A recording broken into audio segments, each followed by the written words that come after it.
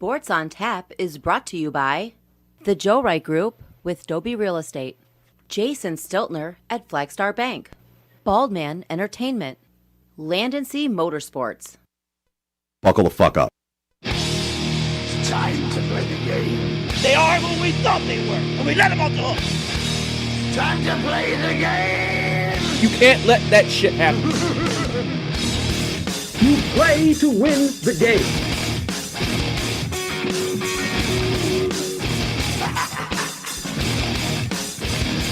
If we take a fucking tight end, I quit. Cannot win with him. Can't do it. I want winners. Time to play the game. All right, welcome to this week's edition of Sports on Tap Game Day. I am Joe Waddell, and in with me this week is Dan Yagnam. Dan, what's up, buddy? Hey, bud. How you doing? Good, man. Good. It's been a couple weeks since you've been in. Yeah. I always appreciate the opportunity to be here, and it's the best damn day of the week, being Sunday. So, looking forward to it. Hell yeah! And even though you've been gone from the show, you've actually put in your picks every week, and the picks have been winning, bro. You've been on a hell of a roll. Yeah. I got a little excited last week because one of my biggest pick was on the Patriots, and they looked like they were in charge of that game the entire thing. I felt like I was on the right side of that game, and when you go to OT, even when you have that hook, you're always scared about that other team scoring that touchdown, even if they don't need it, right, which was the case with Dallas. They didn't need the touchdown. They're already in field goal range. They could have kicked it. But when you throw an open pass like that and you have the path to the end zone, you're not going to just take a knee, right? So as much as I wanted to see that happen, right, it didn't. But, hey, besides that miss, the 2 weeks prior, 3-0, 3-0. So, yeah, a little bit of a bad week last week. Like I said, still felt like I was on the right side of that play, and I think this week we're going to get back into it. Listen, you can be on the right side of plays all the time where they just go wrong at the end or something misses. Or vice versa, right? Yeah. So, Mr. Joe Public, who was all over the Cowboys, I feel like they were on the wrong side of that play, and sometimes it just works out for you. Right. And overall, you're 12-6 on the year, brother, and you're plus 21.7 as far as units go.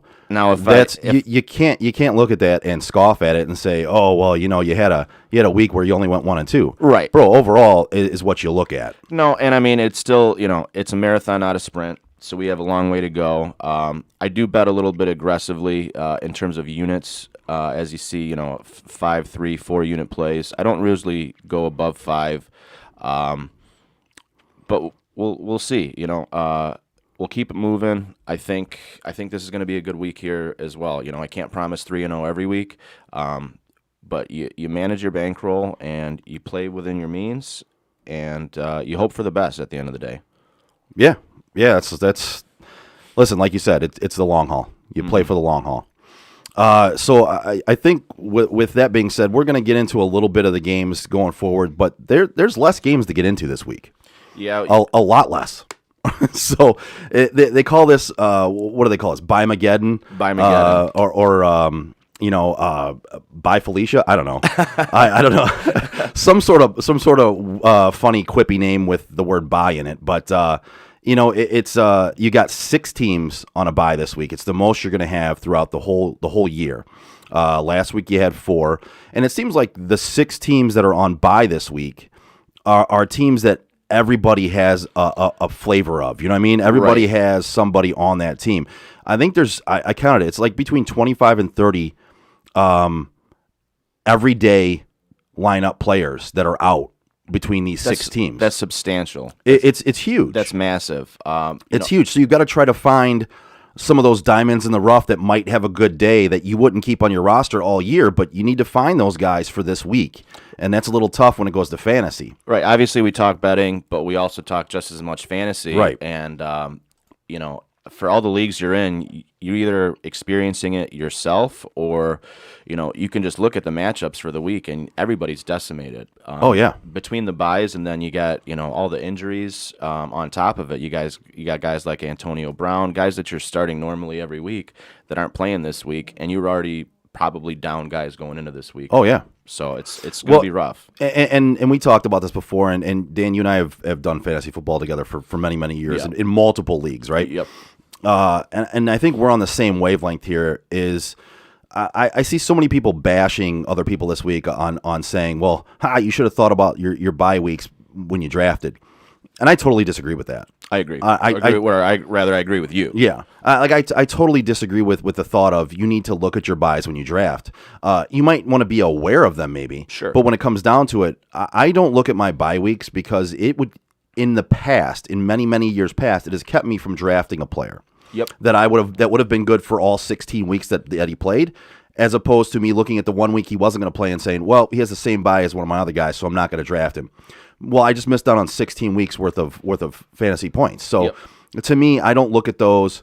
In one of my leagues, it's an auction draft. I didn't look at that at all. Now this week, my team is decimated. Yeah. But guess what? I'm 6-0 going into this week. I'll take a loss. You can afford the loss. I'll afford the loss. Yep. And I dropped a kicker just to fill out the rest of my lineup because kicker points don't matter to me. Right. Yeah, I hate the kicker anyway. Right. So I would play the whole year without a kicker if I could. Well, And I wish we could eliminate him in all leagues, right? But and in that case, like I'm filling out my lineup. If I win, great. If I don't, okay. But I'm 6-0 going into this week. I can afford the loss, and then I'm good for the rest of the year. And you really hating kickers aside, you'd rather drop the kicker, eat the L, and get the 0 points versus dropping one of these guys on your bench that you're more than likely not going to be able to pick back up because there's somebody that is start worthy. Right. And if kicker points were worth more, that'd be one thing. But the guy, whatever player I was going to pick up and put in my actual lineup, was going to be more than the kicker points that I was going to get. So because we have a very shallow bench in that league. It's only three bench spots. Yep. So with that being said, any player I could pick up to fill in my lineup is going to get you more than a kicker. So fuck the kicker for this week. I'll pick up another kicker next week. I don't give a shit. And I think, and you and I had discussed this, I think we're of the same frame of mind where you don't want to look ahead to buys when you're drafting for a couple reasons. First and foremost, 7 weeks into the season, you don't know what's going to be happening with your team. You don't know injuries. There could be trades. There's so many variables that can happen. So fantasy is very much a week-by-week thing, right? Very much. I want to win this week. I want to win next week. And you can only worry about your week in front of you. So to think that far into the future and plan your draft around it, like you said, passing up on guys too to make that happen. Now, if it happens that you're ending up with all guys on the same bye, I don't think that's a bad thing. Like we discussed, now you're going to probably take the loss that week, but now next week and every other week of that season, you're back at full health, assumingly. Right. Which and when you look at it, it just doesn't make sense to forego the rest of the season based on 1 week. Nope. It just doesn't. Honestly, this was something that got talked about quite a few years ago. I feel like when people really started transitioning to, like, now everybody has access to all the same information. Right. I feel like guys like you and I, we had a little bit of an edge 5-6, years ago, a little bit more than that. It's a lot less now. It's a lot less now. It definitely is. Unfortunately, the wins have been coming in a little bit less, and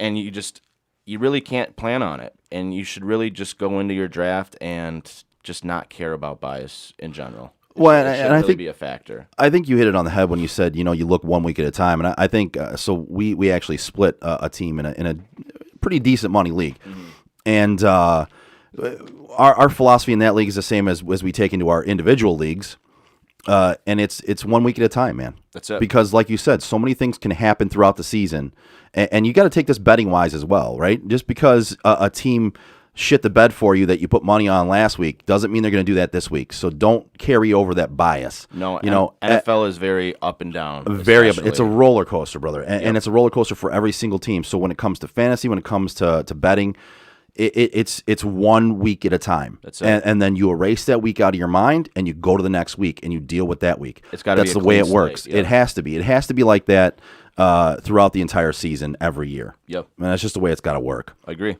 Let's get into some games. What do you think? Yeah, absolutely. So the first game we're going to get into is the Kansas City at Tennessee game. Tennessee is plus 4.5 in this game. 53% of the money is on Tennessee getting that 4.5 at home.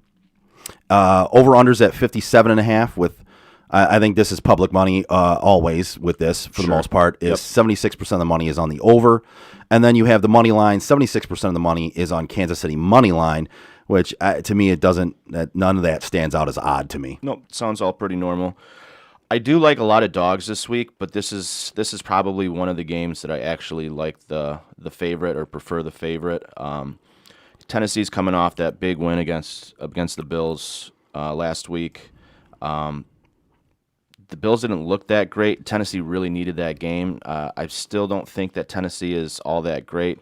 Now, that being said, Derrick Henry is looking otherworldly right now. Dude, he's you and I kind of missed the boat on he's that. Bo too. Jackson Tecmo Bowl. He really is. I mean, he's putting up like video game numbers.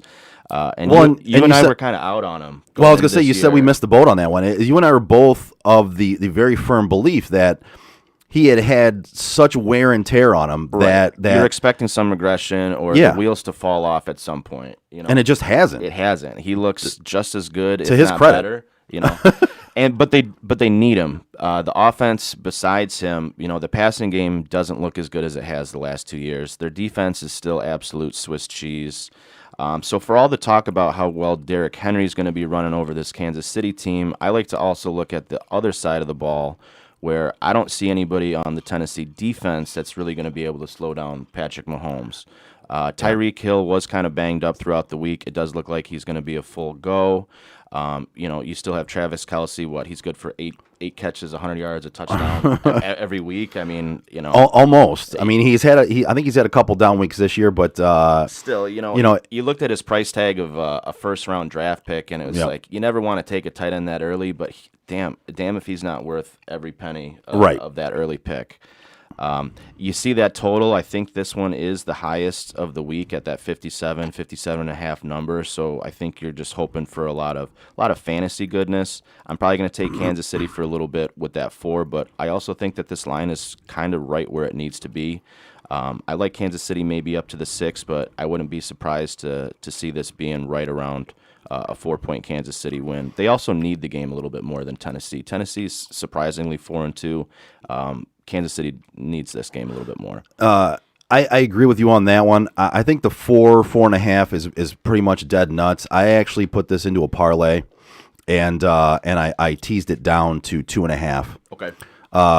Just to make sure that I got that field goal covered if I needed it. Yeah, not to cut you off, but No. I love that you said that about the 2.5. Anytime when you're going to do something like tease or you're putting multiple things together, you want to be on the beneficial side for you of a key number. 3, Yep. 3 is going to be the most key number of any of them. 7's up there, 6 is up there as well.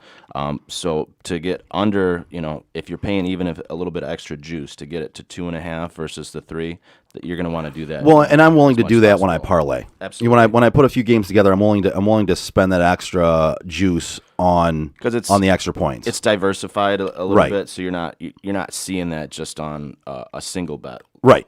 Whereas opposed to you if you space it out over your parlay, you're still going to get very, very good plus odds when you put a couple teams together. Yep. And you're not going to see that hit in the juice as much. No, so I do like that 2.5. And like you said, you always want to be on the plus side of it. So like if you liked Tennessee in this game and you get in 4.5, maybe you tease it up to 7.5. Right. That way if they do lose by a touchdown, you always want to be on the plus side of that touchdown, field goal, those main numbers, the 3s, the 7s, the 10s. If I tease in a parlay, I always try to get past that one number. Yep. If I don't like the number it's at, I try to get past that next tier of 3, 7, 10, something like that. And anytime you have that half point, which they refer to as the hook, Right. You want it working for you, not against you. Exactly. Because if you're on the other side of it and you're taking the favorite and you're minus 3.5, and they win by a field goal, you still lose. You that still bet. lose. Now, if you're on the underdog side of that and you're getting that 3.5, even if your team loses by that field goal, you're covered by that half point. You still hit your bet. Exactly. For example, on this one, say you wanted to tease this up to 6.5 for Tennessee, I think it's a bad move. Right. Because you're not hitting that 7-point mark. So if you were to tease this for Tennessee, if you weren't happy with the 4.5 and you wanted to tease it up to 7.5, that makes sense in a parlay if you want to do that. Yep. It doesn't make any sense to tease it up 2 points to 6.5 at all. Nope. Agree. So looking at the fantasy side of this, there's a few players that I really like in this game. And obviously Derrick Henry stands out as one of them just because of the tear that he's been on, man. I mean, his numbers right now, other than the first game against Arizona, where their defense actually looks really, really good, he was 17 for 58 in that game. After that, he went 36 for 182 and 3 touchdowns. Then he went 28 for 113, then 33 for 157 and a touchdown, 29 for 130 and 3 touchdowns, 20 for 143 and 3 touchdowns, and then you added him some receiving yards in there as well. Real quick, I'm glad you brought that up because this is something that he hasn't done in the past. They've never really used him as a receiver, and he's had this mentality of strictly just this bruising running back. The guy's been getting pretty much 3 targets a week, and if you knew that going into the season and you were already high on Derrick Henry, it's like, man, this is just the cherry on top. Oh, yeah. Yeah, it would have swayed some people. Now, granted, with you and I, it wouldn't have swayed us too much because we were of the belief that he was just going to wear down, and he was. Hey, we still got he still can, but he's not looking like it right now. No, I mean this dude looks like he's an alien. Yeah, I'm not going to lie. I mean, I'm looking at it right now. He's projected 118 yards. I mean, just to be projected 120 freaking yards. Right. You don't nuts. see that. No, you don't see that unless you're Derrick Henry and you're otherworldly through the first 6 games of the season. So I do like him in this game. I actually think the game script could end up being against him this week. I think Kansas City could get out to a pretty decent-sized lead, which game script then will go away from him. Yep. And they have proven, even though he's averaging 3 targets a game, they've proven that they will put McNichols in there. Especially 2-minute drills. Right. Yeah. 2-minute drills, no huddle passing. They're going to play him instead of Derrick Henry. So the game script could go against and go away from Derrick Henry in this one. It is possible. Mm-hmm. With that being said, I do like both quarterbacks in this game because of one, Patrick Mahomes is Patrick Mahomes, and Ryan Tannehill, garbage time. Yeah, and if you're playing from behind, you're playing a quarterback in that game, you're feeling okay. You still play all 4 quarters regardless of what the outcome is. Yep. Garbage time counts as good as anything else, and I think with that high total, I'm in a position where I had to stream a quarterback this week. I think a lot of people were. If you had Dak Prescott, if you've recently lost Russell Wilson, Justin Herbert's on a bye. You're looking to stream. And Tannehill, I think, is out there in a fair amount of leagues just because he hasn't had the greatest of seasons so far.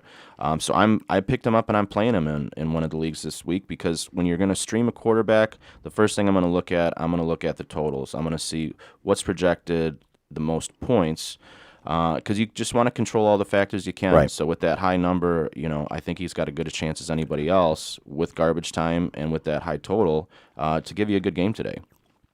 Yeah, and as far as rankings go, now these aren't with projections, but as far as rankings go, I have him at 8 for the week. When you look at it now, when you adjust for projections, when you actually put projections in there, I think he falls for me a little bit as far as how I project his stats to come out. Sure. But looking at the matchup, looking at everything from the outside looking in, he was about the 8th best matchup this week as far as quarterbacks go, and that's pretty good for a quarterback that you can just throw into stream when you have one on a bye. Agreed. So I mean, I think that's a great matchup. Carson Wentz is another one. We'll get to that game later, but I had him ranked at 10th this week, and he's one that.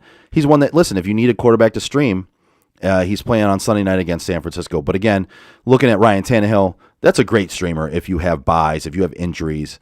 I love that play this week for that. And then you're looking at the other players in this game.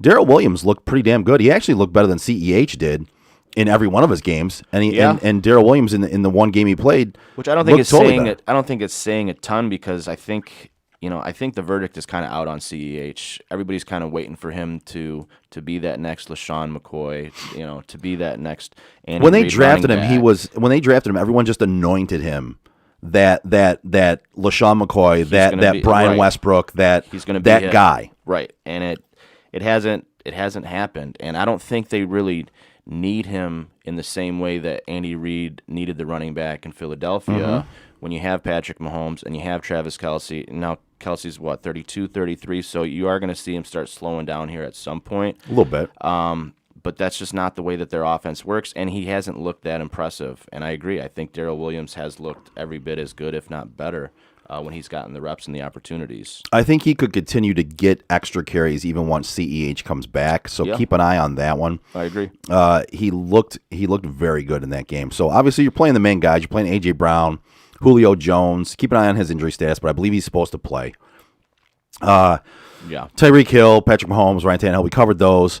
One dart throw as a long shot here for bye week coverage and things like that is Mecole Hardman. I like him in this game. I think this game could be a very high-scoring game. It could be a shootout a little bit of sorts. And I believe he has a chance to put up some points for a guy that you need to throw in your lineup for bye weeks on bye Felicia, bye Mageddon. You know, so that's something that you could look at if you're looking to fill in a roster spot, even a flex play, third wide receiver, something like that. Well, and when you have all these buys and you have injuries, and if you're going to take a shot on somebody anyway, you know, I like that angle of going with a guy with a little bit of upside that can bust that really long touchdown. You know, you're not expecting a whole lot out of that bye week fill-in anyway. So give me a guy that's going to have an opportunity, you know, At a splash play. Exactly. Yeah. All right, next game we're going to move on is going to be the Jets traveling to the Patriots. New England is -7 in this game with 80% of the money on New England giving up that 7. 42.5 is the over-under. 68% of the money is on that under, actually. And 95% of the money is on New England to win this game at home on the money line. Dan, what are you looking at for this one betting wise? Not a lot, Joe, to be honest with you. I mean, it's Jets New England. This is a New England team that, you know, they're not bad. I'm still not really sure their identity. I don't even think they know their identity. I don't think so either. They don't score a lot of points, though. Jets are the Jets. This is tied for, I think, the lowest total of the week. I believe it is, actually. Yeah, that's just such a low number, and I agree with the sentiment that it might still go under that number. The only real advantage, I would say, is, you know, New England's got Bill Belichick. He's always going to want to beat the shit out of the Jets, I feel like. But seven points, I don't know. This isn't a game that I'm interested in betting, really.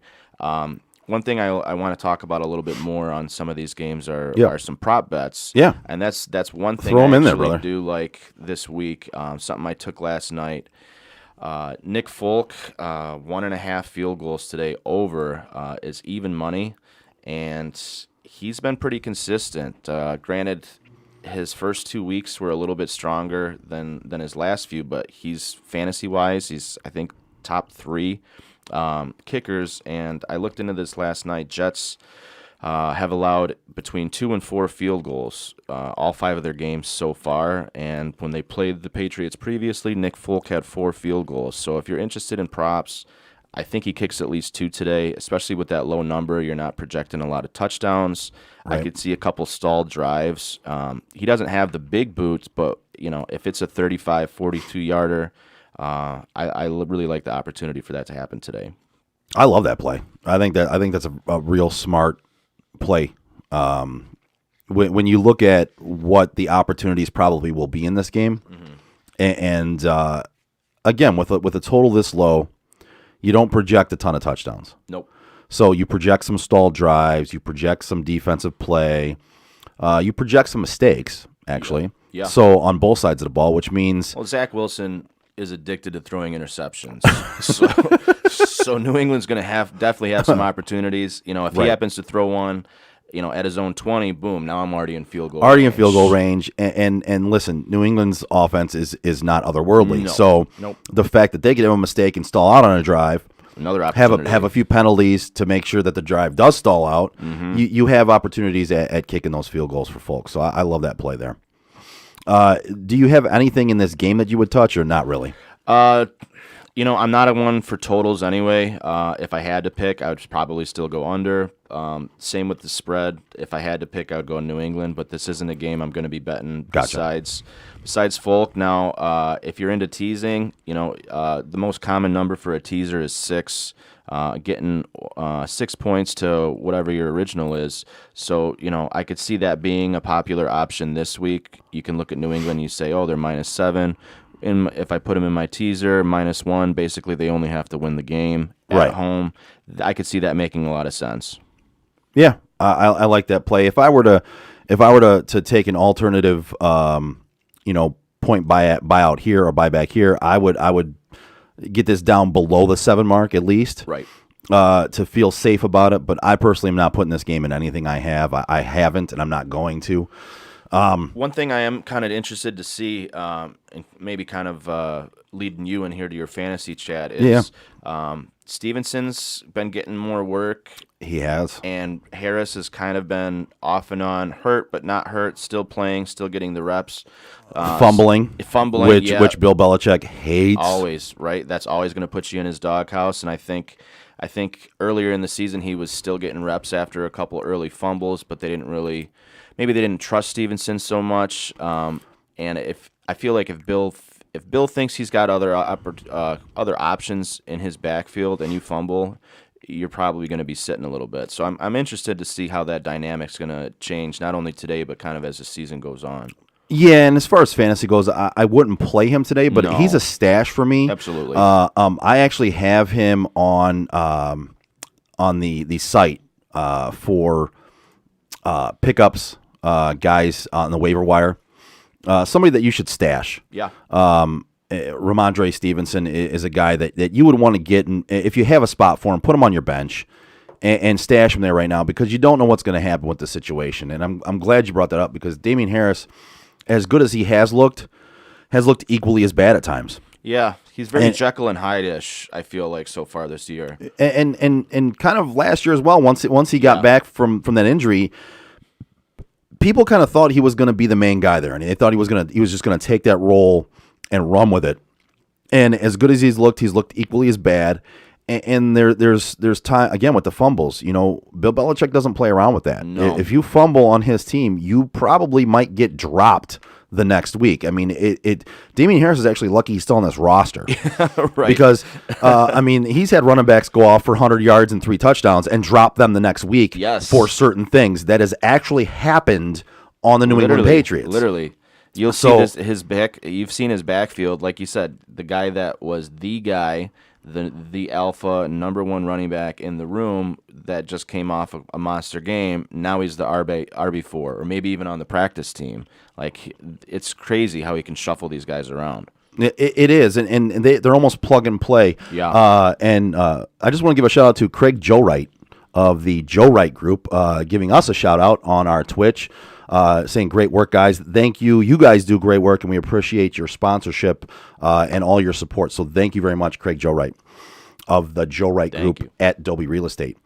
But back to this New England backfield. He's one I would want to stash, Dan. Yeah, and I think you agree with me there. It's just he's a stash guy that you want to see how this backfield plays out and see what happens there. But there is a possibility that down the stretch here, Stevenson will be the guy.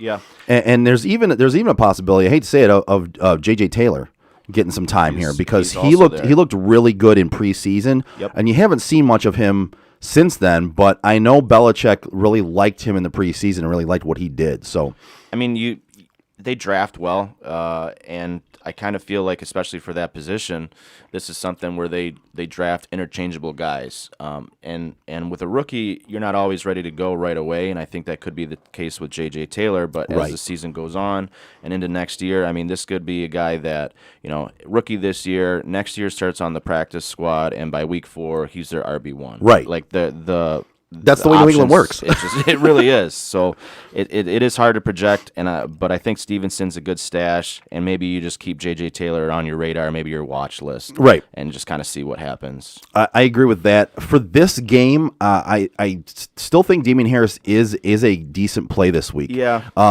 Despite the fact that he does if he fumbles in this game and he ends up getting benched, I don't know what to tell you. Right, you're probably fucked. But the game script shows and will show that he has a good matchup this week. This is a good matchup for him. And what you look at in fantasy, you cannot look at possibilities of him fumbling and being sat and being benched, right? So you look at are there a possibility of Well, points? that's also like saying, like, I'm not going to play this guy because he could get hurt this week. Right. Like, you can't do that. It's not something that you're going to look at. So when It's you look NFL, at this, there's the realm of possibilities is infinite. oh, So you can't plan on worst case scenario. If anything, you go the other way and you hope for best case scenario. right, and you have to weigh out everything, right? So you weigh out matchups, you weigh out playing time, and all that. And right now, Damian Harris is getting the playing time. Yeah, and Even though Stevenson is taking a little bit of that away from him right now, could potentially take more. Sure. You look at the overall game script here, and you say, all right, this is an actual good start for Damian Harris if he holds on to the football. Right. And another one I like here is Jacoby Myers and Hunter Henry. I like those two in this game. Hunter Henry has actually come on as one of Mac Jones' favorite targets recently, and he's gotten a couple touchdowns in recent weeks. yeah. And actually he's had a touchdown 3 straight games, I believe. And Jacoby Myers has a 25% target share in this offense. We had 8.7 targets a game. His main thing is touchdowns, Yes. and his touchdown regression will transcend in the opposite direction at some point. He will start getting the TDs at some point. I'm He's fairly getting sure enough targets.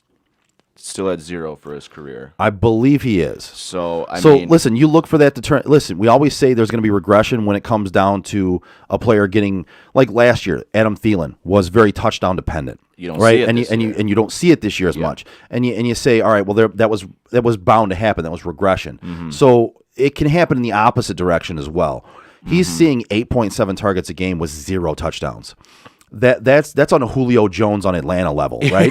I mean, so that you're gonna see that turn around a little bit, and if you keep playing him, if you play him as your wide receiver 3, or if you got him in your flex, he keeps getting 8 to 9 targets a game with a 25% target share. That's gonna pay off. it is. And granted, the target share, you look for a target share like that and you pray for a target share like that, and that's fantastic. Granted, it's on the Patriots. Patriots, but- so I mean, they're not chucking. Mac Jones isn't back there chucking the ball a whole lot, but that's still substantial. And he's been slowly, low key, pretty consistent. So Yeah.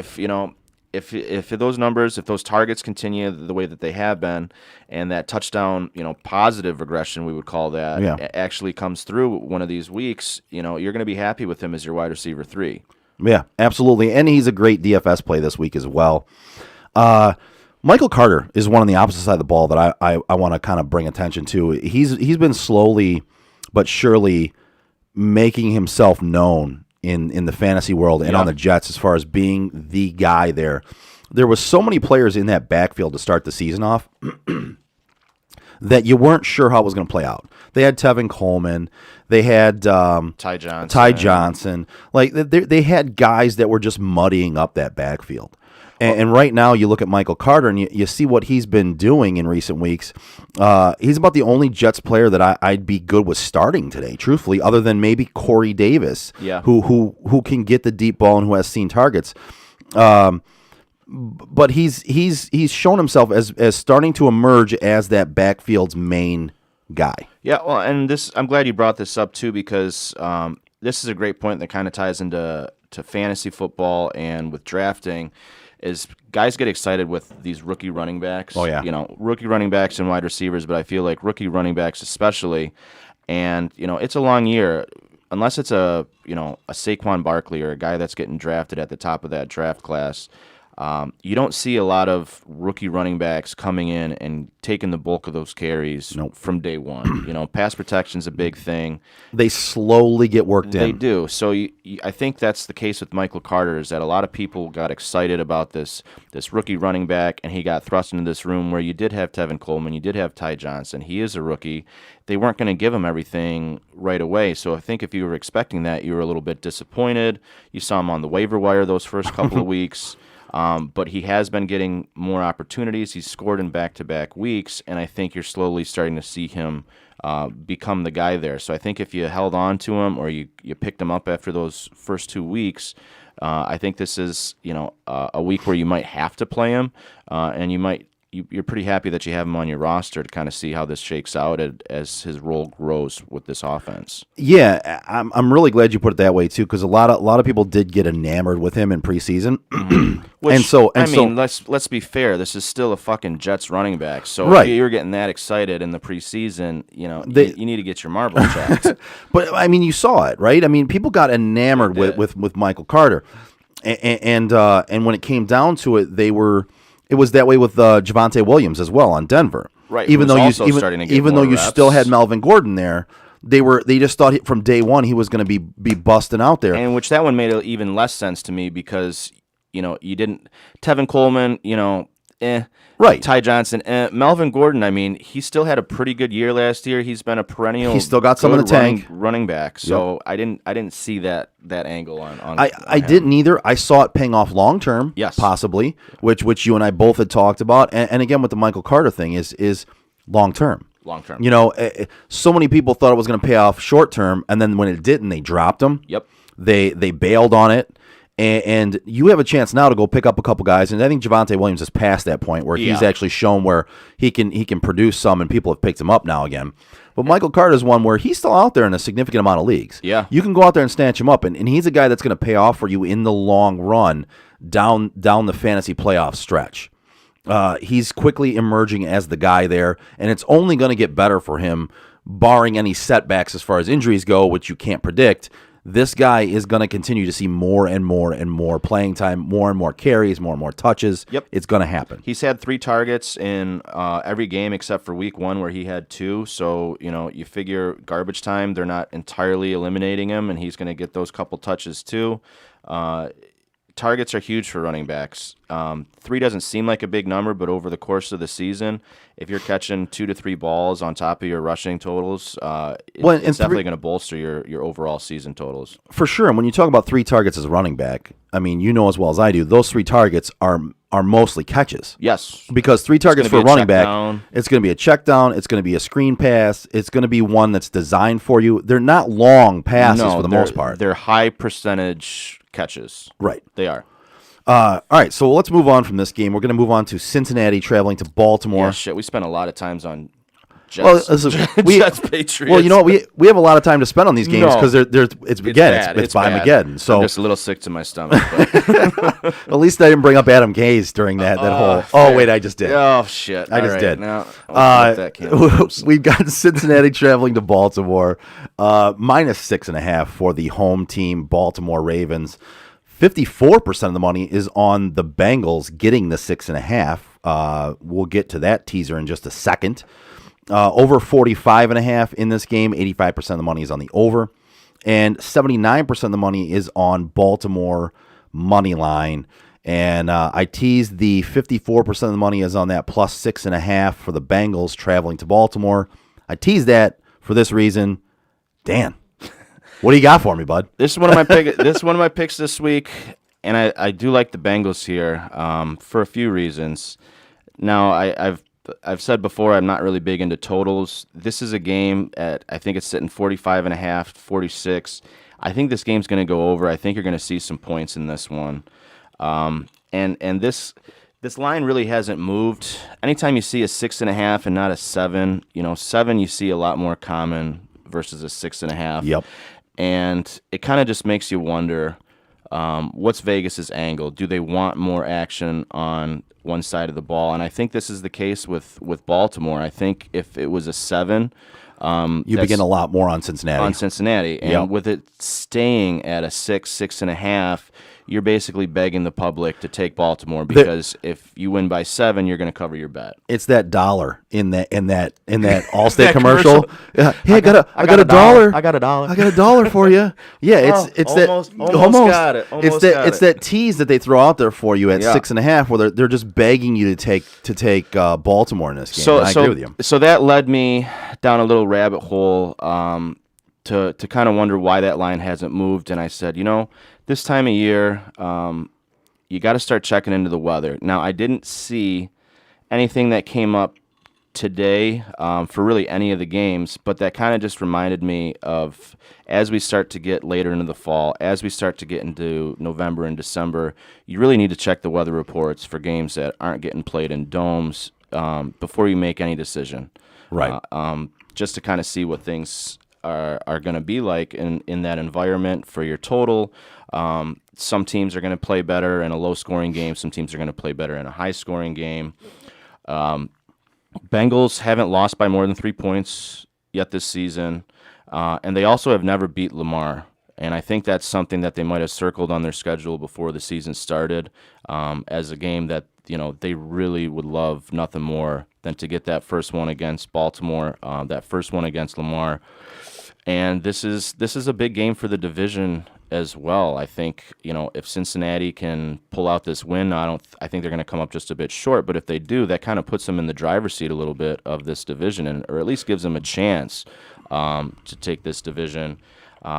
That being said, Baltimore, they are a really good team, but they also, they barely beat the Lions. They barely beat the Colts. I just enjoyed that ending. I just enjoyed that ending. It was perfect for you and I. But the fact that they had to come back and kick that long-ass field goal, the fact that they were getting absolutely demolished in that first half against the Colts and had to go all the way into overtime to win that game, I think this 6.5, I think it's a little inflated, and I think, like we talked about, Vegas just kind of dangling it out there for you like a carrot and wanting you to take Baltimore. I like Cincinnati a lot today. Yeah, and you know what, Dan, I'm on that side with you. You sent me your picks yesterday for me to put on the site, and in looking at them and analyzing this game, that's the first thing that stood out to me is that carrot that Vegas dangled out there for people to take Baltimore. Mm-hmm. And like you said, if it was a 7.5 point, everybody's all over the Bengals. Yep. And even in this point, 54% of the money is on the Bengals. And I think even with that line, I think some of that can be sharp money too. It is, and that just goes to, it kind of goes to show you that this is Vegas kind of dangling that carrot. And I bring this up on our regular show every Tuesday when we talk about picks. As far as the picks we do there is you have to look at the trends. You have to look at what Vegas puts out there as these lines sometimes to see where you should pick. Sometimes it's not about where you think. Where your mind goes to pick, it should be where Vegas is telling you where to pick at times, and there's plenty of times where Vegas will literally put a fucking arrow on what team you should pick in a game. Follow the money first. Honestly, follow the money first and foremost, and follow the sharp money. Yes, and for sure. If something looks a little fishy, take note of that. If something looks too good to be true, it probably is. Right. These are kind of just old adages to take into account. But I think that's a good point. It's less about your own capping a lot of the times, and more just what Vegas projects and what they're telling you with the way that they set the lines. And in capping, you take that into account, right? So if you're a real capper, like you look into this stuff, like you research this, right? If you're the average everyday Joe, where you're just trying to pick games, right? You might look at these games and you don't see the trends that Vegas is pointing out to you. You don't see the red flags everywhere when it comes to these lines. Whereas on this show, on Tuesday's show, we and on the website, we try to point out that there are red flags. You can see these things. Vegas does point arrows at certain situations that you can tell, all right, wait a second, I'm on the wrong side of this one here. My thought process is a little bit wrong here. Yep. And I think this is one of those games where you need to look at it and go, all right, they're really trying to get you to bait on Baltimore. Yeah. Yep. And kind of transitioning to fantasy, but sticking with props. Even though I am on Cincy, there are I do like a couple guys on Baltimore.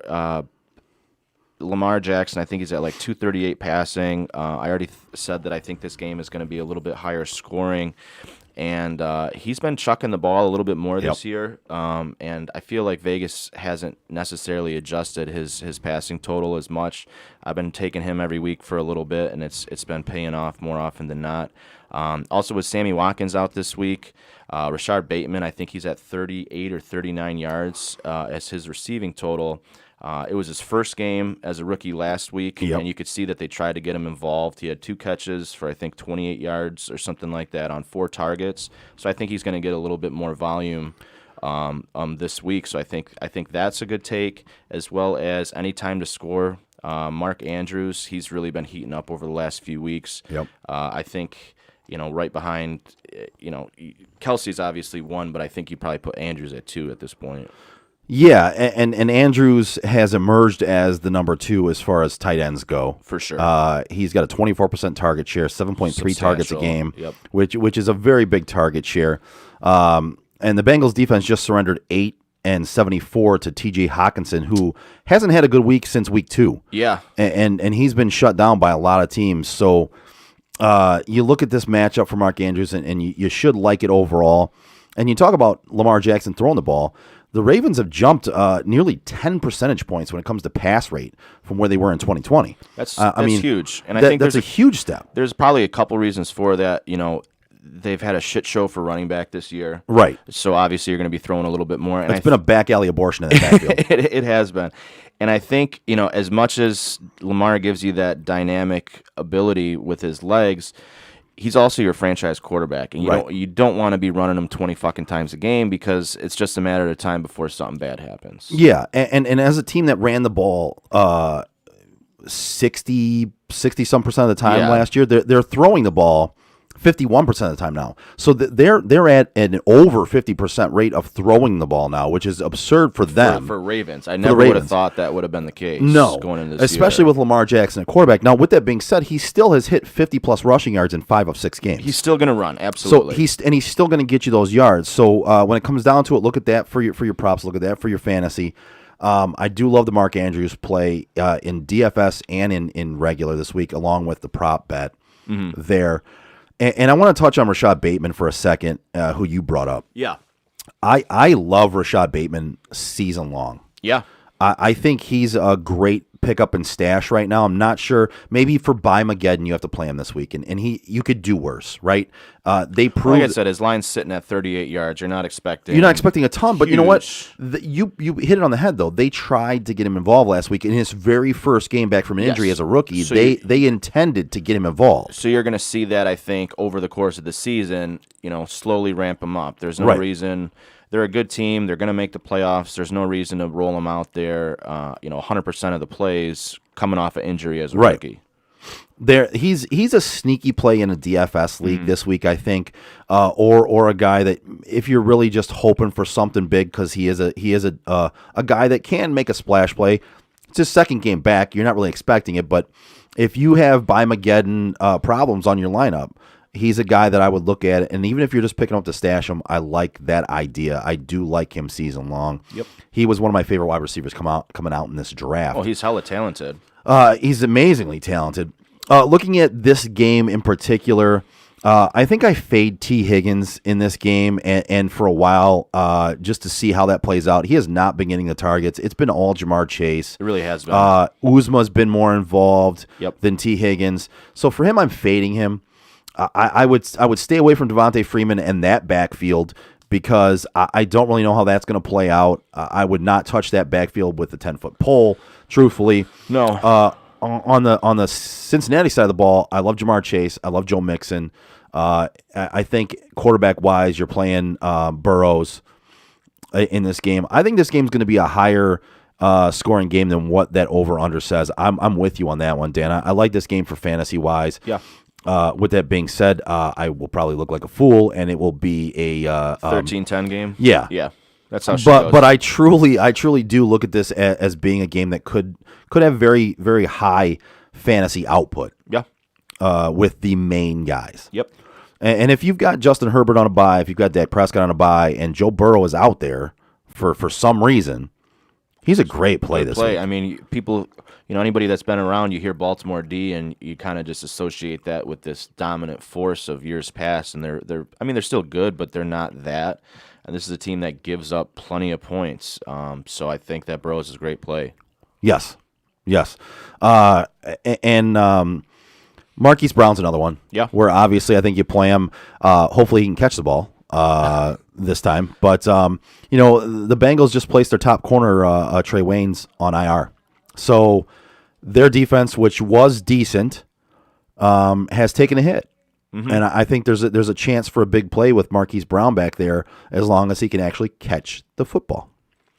Yeah, he's had 10 targets, 2 different week 1 and week 4. It looks like It's a guy that normally sits in that 5 to 6 target range, but this is also a guy that doesn't need those massive double-digit targets to hit pay dirt. He's always running those long streak routes. He's faster than shit. Yep. And he gets looked to in the end zone a lot as well.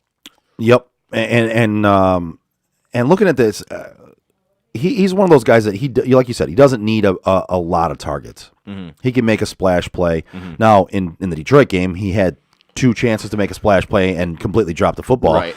So you worry about that a little bit, but when it comes down to it, you're playing him. Yeah. And you're hoping for that splash play or the 10 target game where he just absorbs targets. Yeah. Yep. And in that backfield, I just want to point out, like, you don't know who you're going to get this week. So Latavius Murray's ruled out. He's out. And Devontae Freeman, Le'Veon Bell, and Tyson Williams have all seen playing time throughout the season. I think that's the 3-headed monster they're rolling out today, and And I think Tyson Williams is actually going to be active again. Yeah. If I were to guess on this, and listen, Le'Veon Bell got a touchdown last week. Devontae Freeman got a touchdown last week. I'm not playing any of these guys. I'm not touching them at all. No. Because you don't know how that's going to play out. I mean, idea. if you play one, you could look like the smartest man on the planet because he could get all the playing time. He could get a couple touchdowns. But if you play, It could be a situation where they each get 6-7 touches, Right. And nobody's And worth the start. nobody's getting anything worthwhile, and it's just one where I wouldn't want to have to sit there and bite my nails thinking about I need some points out of one of these guys. Just not a situation I'm looking at. Yep. Next up, we're going to look at Washington traveling to Green Bay, minus 8.5 for Green Bay, the home team. 77% of the money is on Green Bay at home. You have over-under of 47 with 61% of the money on the over. And no joke, this says, I doubt this is accurate because it's never 100%, but it says 100% of the money is on Green Bay, money line. I don't think that's accurate. Probably not. I'm going to look like... I think it's probably close. Yeah. But I'll tell you what, I'm going to look like an idiot here and tell you I kind of like Washington a little bit. I agree with you, actually. I looked at this. It's 7.5 points. It's a lot of points. And when it comes down to it, Washington's they're not a dumpster fire, right? I mean, they have decent players on the team. Well, they haven't looked great. No, and I think coming into this year, we thought that they were going to be pretty dominant on defense. Yes. And then they came out and they looked like dog shit. Yes. But they've looked more competent over the past few weeks. They took what was it last week? They took KC. Almost 3 full quarters before they started pulling away. Yep. In that game.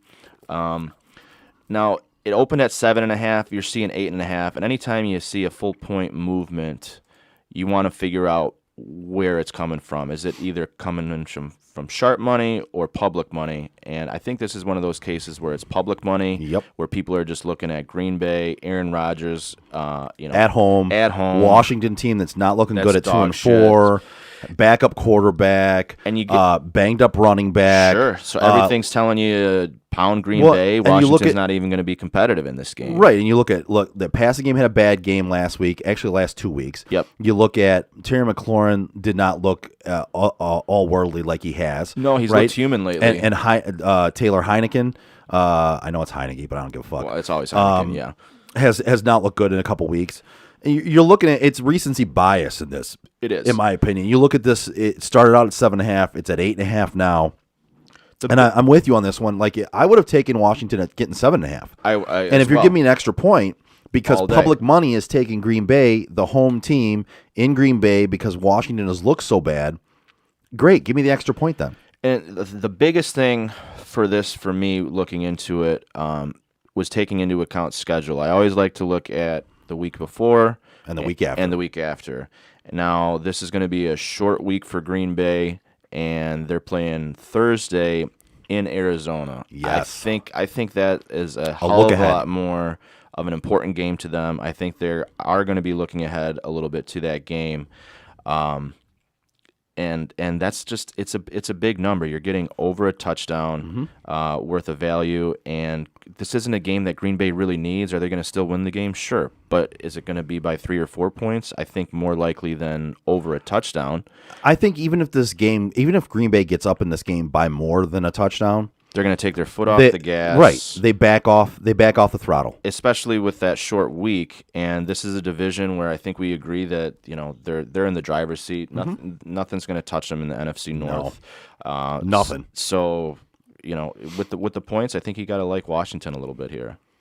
I absolutely agree with you there. I am all over that Washington. I was all over them at plus 7.5. Like now, I this said, is one of those games. Still, I mean, could Aaron Rodgers just have this super inflated ego more so this year than ever, and want to come out and now win every game by 30? Sure, and I could look stupid for it, but I think 9 times out of 10, I think you're gonna like taking more than the 7 points in this matchup. Yeah, I 100% agree. Listen, there's always the chance that listen, it's the NFL, right? There's always a chance that anybody can blow out anybody, right? Like we've seen the first game of the season, we saw Green Bay get blown out.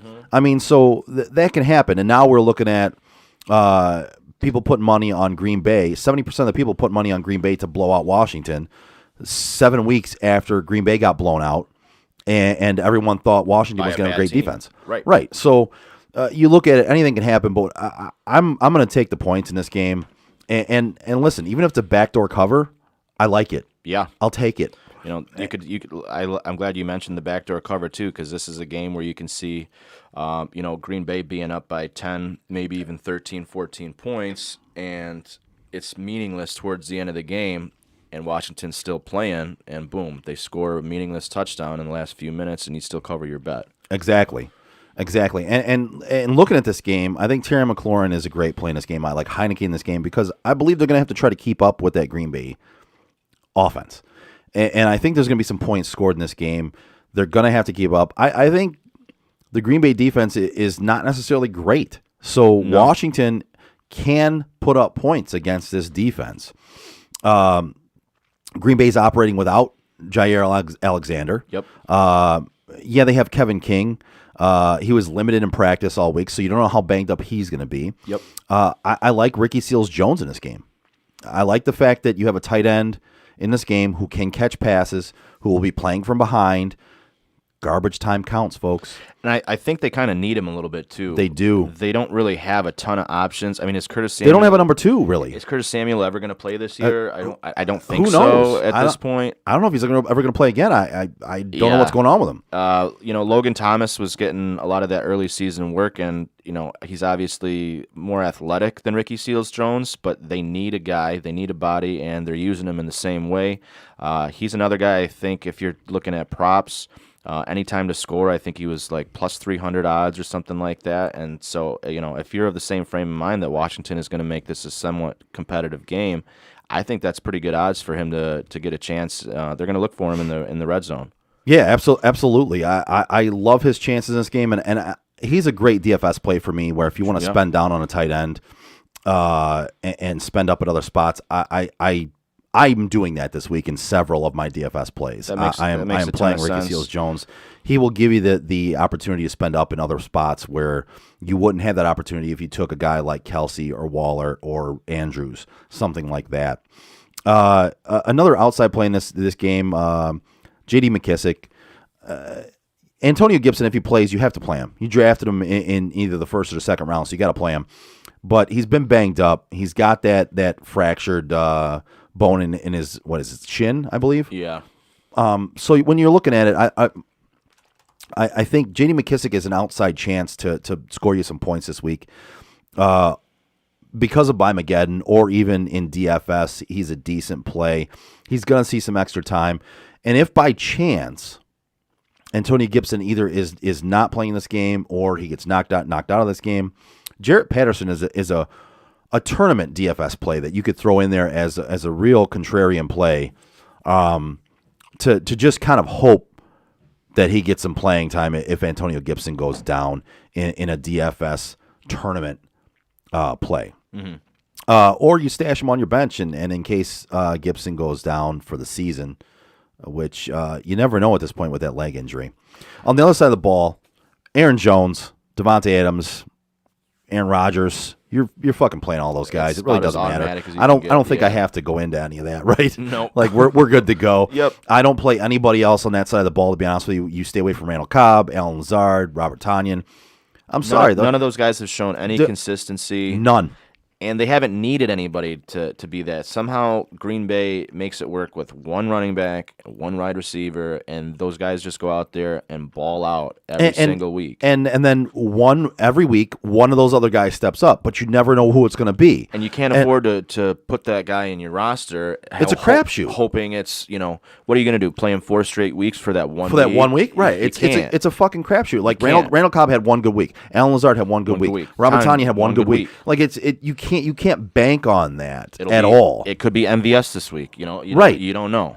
Well, MVS, I'm not even sure if he's back yet, but but with all those guys, you just don't know. So I'm avoiding all those other guys. You play the big three for Green Bay, and you move on. Yep. Next up, we're going to go to a matchup that I really like this week as far as fantasy goes. Mr. Long, enjoying listening from Sarasota, Florida, the home of the NFL Super Bowl champs and the NHL Stanley Cup champs. Mr. Long, we appreciate you listening. Champa Bay. Champa Bay. We appreciate you listening. Thank you so much. And I haven't seen you in a long time. Miss you, bud. And thank you for listening. Hello to you and the family and everybody in Florida. This next matchup, Atlanta traveling to Miami. To Florida. Speaking of Florida. Did you preface this by saying you like this game? Fantasy-wise, I do. Oof, yeah. Okay. Fantasy-wise, I love this game. All right. I'm curious for your take. Well, it's by Mageddon, man. This It's is a big game fantasy-wise because there's a lot of players in this game that you could have picked up to fill in your bye week, by Mageddon, by Felicia bullshit that you got going on, right? So that's true. It's Atlanta -2 traveling to Miami. 64% of the money is on Atlanta minus that 2 in Miami. Over 47.5 and 54% of the money is on the under. And 62% of the money is on Atlanta money line. Betting wise, what do you got, bro? I'm really torn on this game. I've kind of flip-flopped on this one throughout the week. I was originally on Miami, but then you started seeing these rumors recirculate with Deshaun Watson, and you figure that can't be anything good for Tua, can't be good for anything in that locker room, and you just wonder, is there really any truth to it? Is it just Watson's camp that's coming out and stirring shit up? Is it Houston that's just coming out to try to, to still try to make a deal before the trade deadline, or is there truth behind it? Is that an actual possibility? So there's a lot of turmoil, and I don't really like to ride with teams that have that going on. Well, this game did start out at -2.5 for Atlanta. Yep. And it's made its way down 0.5 point. Yep. In this. So not a big movement, but a little bit of a movement. A little bit. And then I started looking into, like I mentioned, I like to look at weeks before, weeks after. Atlanta's coming off of their bye, whereas Miami had to go. They're coming back from London, where they just lost to the Jags, and Goodell, where most teams get a bye after going to London. That was exactly my point. The league Goodell totally screwed Goodell Miami. did them dirty, right? You're coming back from London and you don't have your bye the next week. Right. That should be like automatic. If you're going to expect. That should be against the law. law. Yeah. You're going to take my American team, send me overseas where I probably don't even want to go anyway, and now you're not even going to give me a break. Coming back. Like I have to travel all the way back. Even though I'm an athlete, that's still going to fuck up your internal body. Completely. Right? So that kind of did sway me onto Atlanta, but they're not very good either. I think you kind of have the right idea with fantasy, just because there are going to be some options. I think you're going to see a lack of defense and the potential for some points and some scoring. Yeah. In terms of the betting, though, this is not one that I'm going to touch no matter what. Honestly, what I did here is I included Atlanta in a couple of my parlays, and I actually teased it down to where it was even money. Okay, that's fine. And so to where basically Atlanta wins, they win. Right. I didn't like giving up any points in this game because it very well could be a 1-point game. Yeah, this is one of those. It could be, which doesn't normally happen, but you do see it every couple of weeks where it's like a 21-20. Right. And this could be one of those spots. It could happen. So I felt safer. I like Atlanta's game. I felt safer getting it down to even money there. as far as the line goes. But when it comes to fantasy, bro, I love this matchup. I think if you had buys this week and you went out and got Matt Ryan, it was brilliant. Yeah, I'm pretty pissed because I mentioned needing a streaming quarterback, and I ended up with Tannehill in the one league, but another league I went after Matt Ryan, and somebody else had the same idea because they were also down a quarterback this week, and I didn't get him, and I'm going to end up having to roll out Jameis Winston, which I'd much rather have Matt Ryan this week. And I'm gonna say this to start off. If you're looking at DFS, right, and we give a lot of DFS lineups in this one, give a lot of DFS advice because that's part of fantasy at this point, right? I love the Matt Ryan Calvin Ridley stack this week because Calvin Ridley has not panned out as well as he should, even though he's getting the target share. Listen, he's getting targets. He had 13 targets last game, 11 the week before, and they're just not producing as much points as you had anticipated. People are going to be staying away from him. Matt Ryan has been producing, but he's not been producing with gaudy numbers to where everybody's paying attention to it. So the Matt Ryan Calvin Ridley stack in DFS this week in tournaments and in cash play can pay off for you. I think you can go both ways. Yes. I haven't looked at the pricing, but I imagine it's nothing. It's as far as the stacks ridiculous. go. Yeah, as far as stacks go, the price range for that is not equivalent to any other stack you're going to get that you could possibly produce as much points. Yeah. Right. It's huge in this game. The potential for these two is huge in this game. They're going against the beat up duo of Xavier Howard and Byron Jones in this game. It sets up nicely for Atlanta in this game, points wise. Cordero Patterson, you're playing him obviously because he's been otherworldly. I don't think that continues necessarily all season long, but at this point you can play him, put him in your DFS. He's expensive in DFS though. I would stay away from him in DFS. He's expensive as hell in DFS right now based on his production, which I don't think continues over the season long stretch. No, but I do think on the flip side though, it's one of these. If you've had him, you got to continue to play him until you see that drop off. Yep. It's probably going to happen, but until the wheels fall off, you got to keep rolling. You have to keep rolling with it. I think Mike Davis has not shown what you thought you would get from him. Again, if you have him, it's by Mageddon. You probably got to play him. You're probably obligated. If he's on your roster, you probably have to push him into your starting lineup. But this is a decent matchup where you're rolling him out there thinking that it's a possibility you could get some points out of him more than you've gotten in recent weeks. On the other side of the football, you have Tua, who returned off of the IR last week, traveling to London to take on the Jags, and he threw for 300-plus yards and a pair of passing touchdowns. Listen, for Mageddon, you could do worse. You could do a lot worse. Yeah. You could do worse. I mean, I'm not saying he's been the Tua that people expected when he was drafted. I'm not saying he's the Tua I expected. But I will say that he got brought back from a hip injury that he shouldn't have been brought back from last year. So this is basically his rookie year where he's actually healthy, trying to be a rookie or trying to get into the flow of an offense. So when it comes down to it, he just came back off of another injury. He is a good quarterback, and he just threw for 300-plus yards and a pair of touchdowns. Granted, it was the Jags, but Atlanta's defense is no better than the Jags. They're really not. You're right. So when you look at this one, he could also be getting Devontae Parker back this week. You got to keep an eye on that one. Even if he doesn't, Jalen Waddle, Mike Gesicki, those guys have been playing very well in that offense. Yeah, I think that Miami hasn't really done him many favors. The way that they brought him in last year and kind of how they've just been handling his situation, right?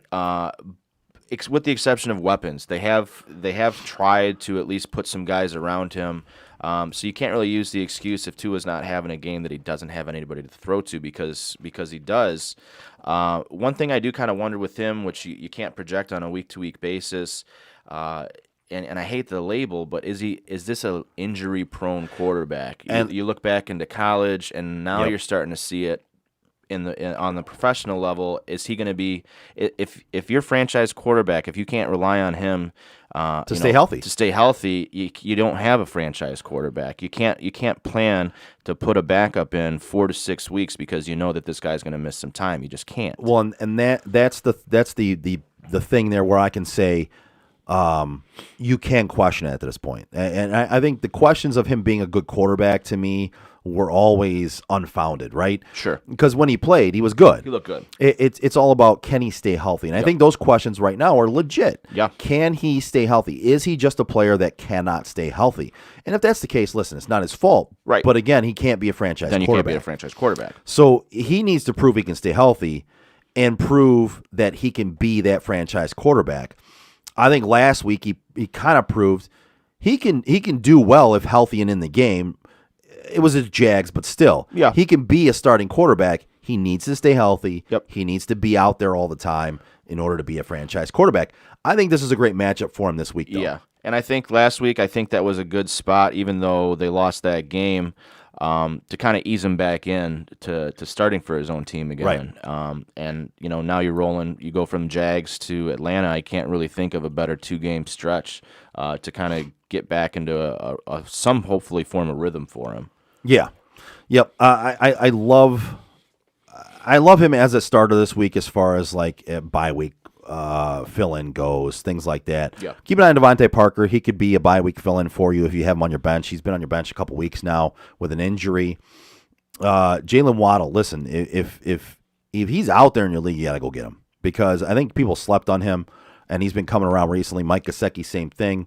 I doubt he's out there because he's a tight end. And, there's not too many tight ends out there. But I do think Waddle is going to end up being, a pretty good wide receiver. Yeah. And regardless, I think we kind of know what Devontae Parker is. He's decent. He's also a guy that's never going to stay healthy, I feel like. And if Tua can stay healthy and they can get into a rhythm, you could see that Tua to Waddle connection. Oh yeah. Being something that they can build upon week after week. Yeah, I agree with that. Let's see. We had drafted Mike Gesicki in our big money league that we share, and we had dropped him right away. And it's kind of unrelated, but this is always tough because you see this happen every year in season-long fantasy leagues where you drop a guy after maybe the first couple of weeks, and then he ends up being pretty good after that, and it's just. It's always an internal question of how long do you give a guy, and then you got to take into account how many bench spots you have, the rest of your roster, your bench spots. It's just, I don't know. It's one of if you could read the future, I wouldn't be here. I was gonna say I wouldn't be here. If I could read the future, I won't be on the show right now. Sorry. As much as I love doing this. Yeah. So next up, we have Carolina traveling to the Meadowlands to take on the Giants. Panthers are -3 traveling to the Giants. 82% of the money's on Carolina minus that 3. You have the over-under at 43. 56% of the money is on the under. And you have 86% of the money on Carolina money line. Dan, before you start this one off, I'm going to say that I love New York at home in this one. Okay. I love them getting the points. I might even tease it up a little bit over that 3, make it 3.5, something like that. But that New York team is getting Daniel Jones back. They've got Shepard back. They have a running back that's capable back there in Devontae Booker. Even if Carolina wins this game, I like 3.5 points with New York at home. I don't think Carolina is a world beater. I don't think they're as good as their 3-3 record. They were 3-0.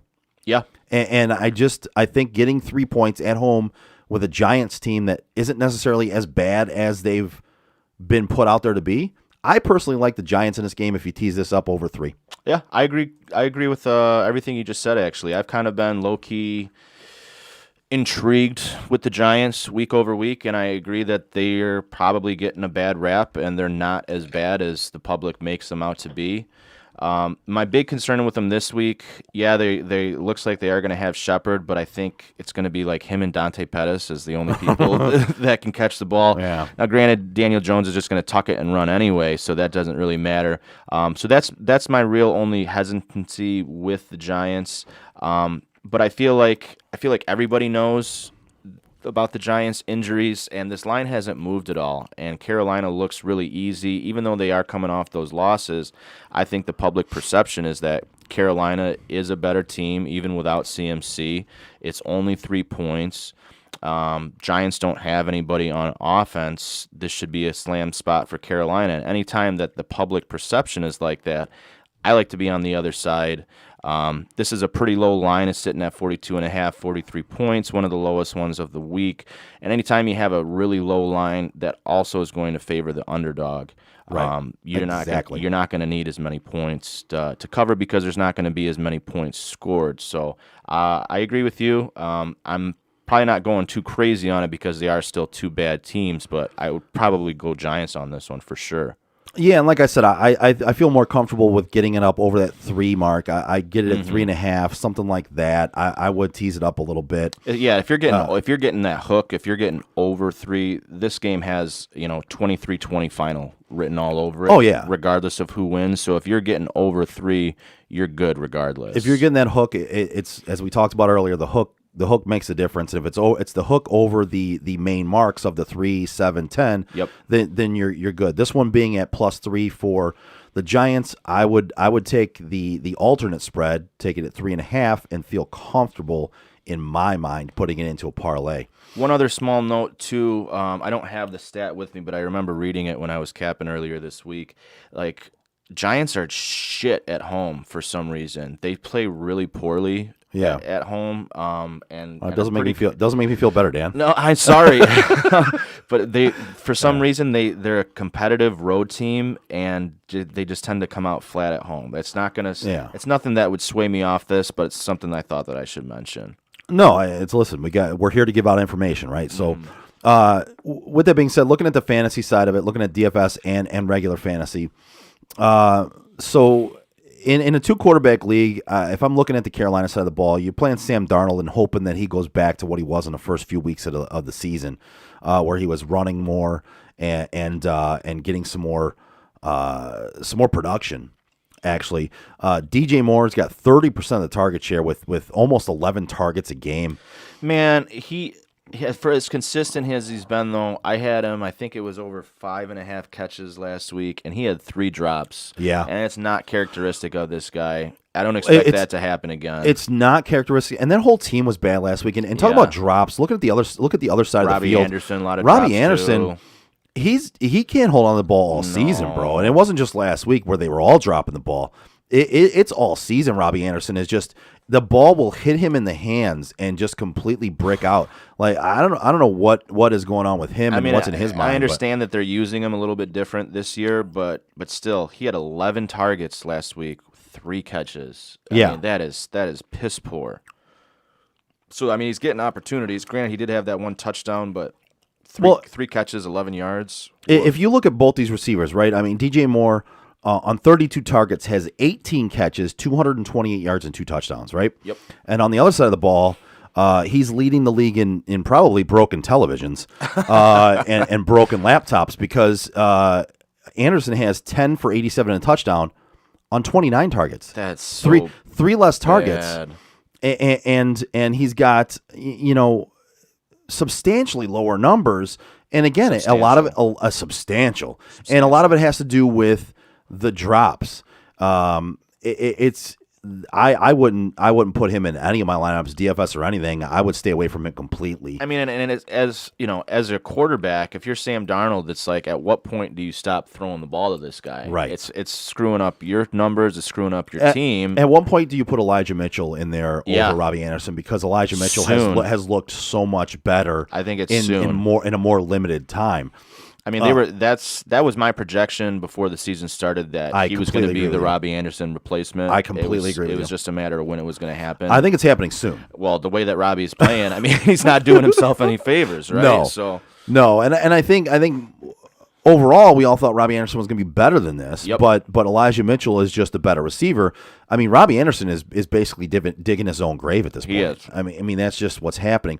As far as this game, I do like Chuba Hubbard in this game. Yeah. I think he could have a very good game. I like him in DFS. I like him in season long.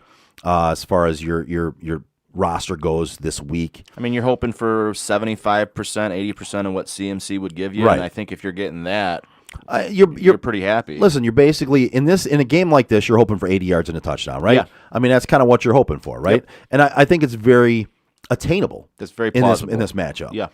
On the other side of the ball, you're looking at, Kenny Galladay's out, Kadarius Toney's out, Saquon Barkley's out. Sterling Shepard looks like he's going to be back. I believe Darius Slayton is looking like he's going to be back. I don't know let me if we have check that. I don't know if we have an update on that one yet. I thought he might have had a setback. What, did he have a setback? I know it's a hamstring, so that's very possible. No, he is expected to play. Maybe it's Shepard that had the setback. Uh-oh. Okay. Let me look. All right, Dan's going to look that one up. Evan Ingram is questionable. John Ross is questionable. There's a lot of injuries on that Giants team. Yeah, Slayton's in, but Shepard is out. He had a setback. Oh, geez. Okay. So literally, they're looking at throwing to. And Shepard was looking like he was going to be in yesterday. And he had a setback on Thursday with his hammy. All right. Yeah, so it's literally Slayton and Pettis are their receivers. Slayton and Pettis. That's John Ross. John Ross is in. Okay, John Ross is in. Evan Ingram, is he back? That's a good question. I know he's questionable, but listen, I know he's got stone hands, but when it comes down to it, at least it's a viable option weapon, kind of. He's expected to play. Okay. Expected to play. So there's a couple weapons that Daniel Jones will have back in this game. It sucks he's not getting Shepard back. He's actually the best weapon out of all of those. I agree. Slayton is a good deep threat guy. You got Evan Ingram coming back. John Ross is decent at deep threat. I don't necessarily love this matchup for any of them, but by Mageddon, you kind of got to play some of these guys. Do what you got to do, right? So I wouldn't be against playing Devontae Booker, even though he didn't have a great game last week. If you have to play him this week because of buys, you could do worse, right? He's gonna get opportunities, and he's obviously no Saquon Barkley, but Giants are one of these teams. So every team's different, and some teams when they lose their starting running back will replace that with a stable of guys.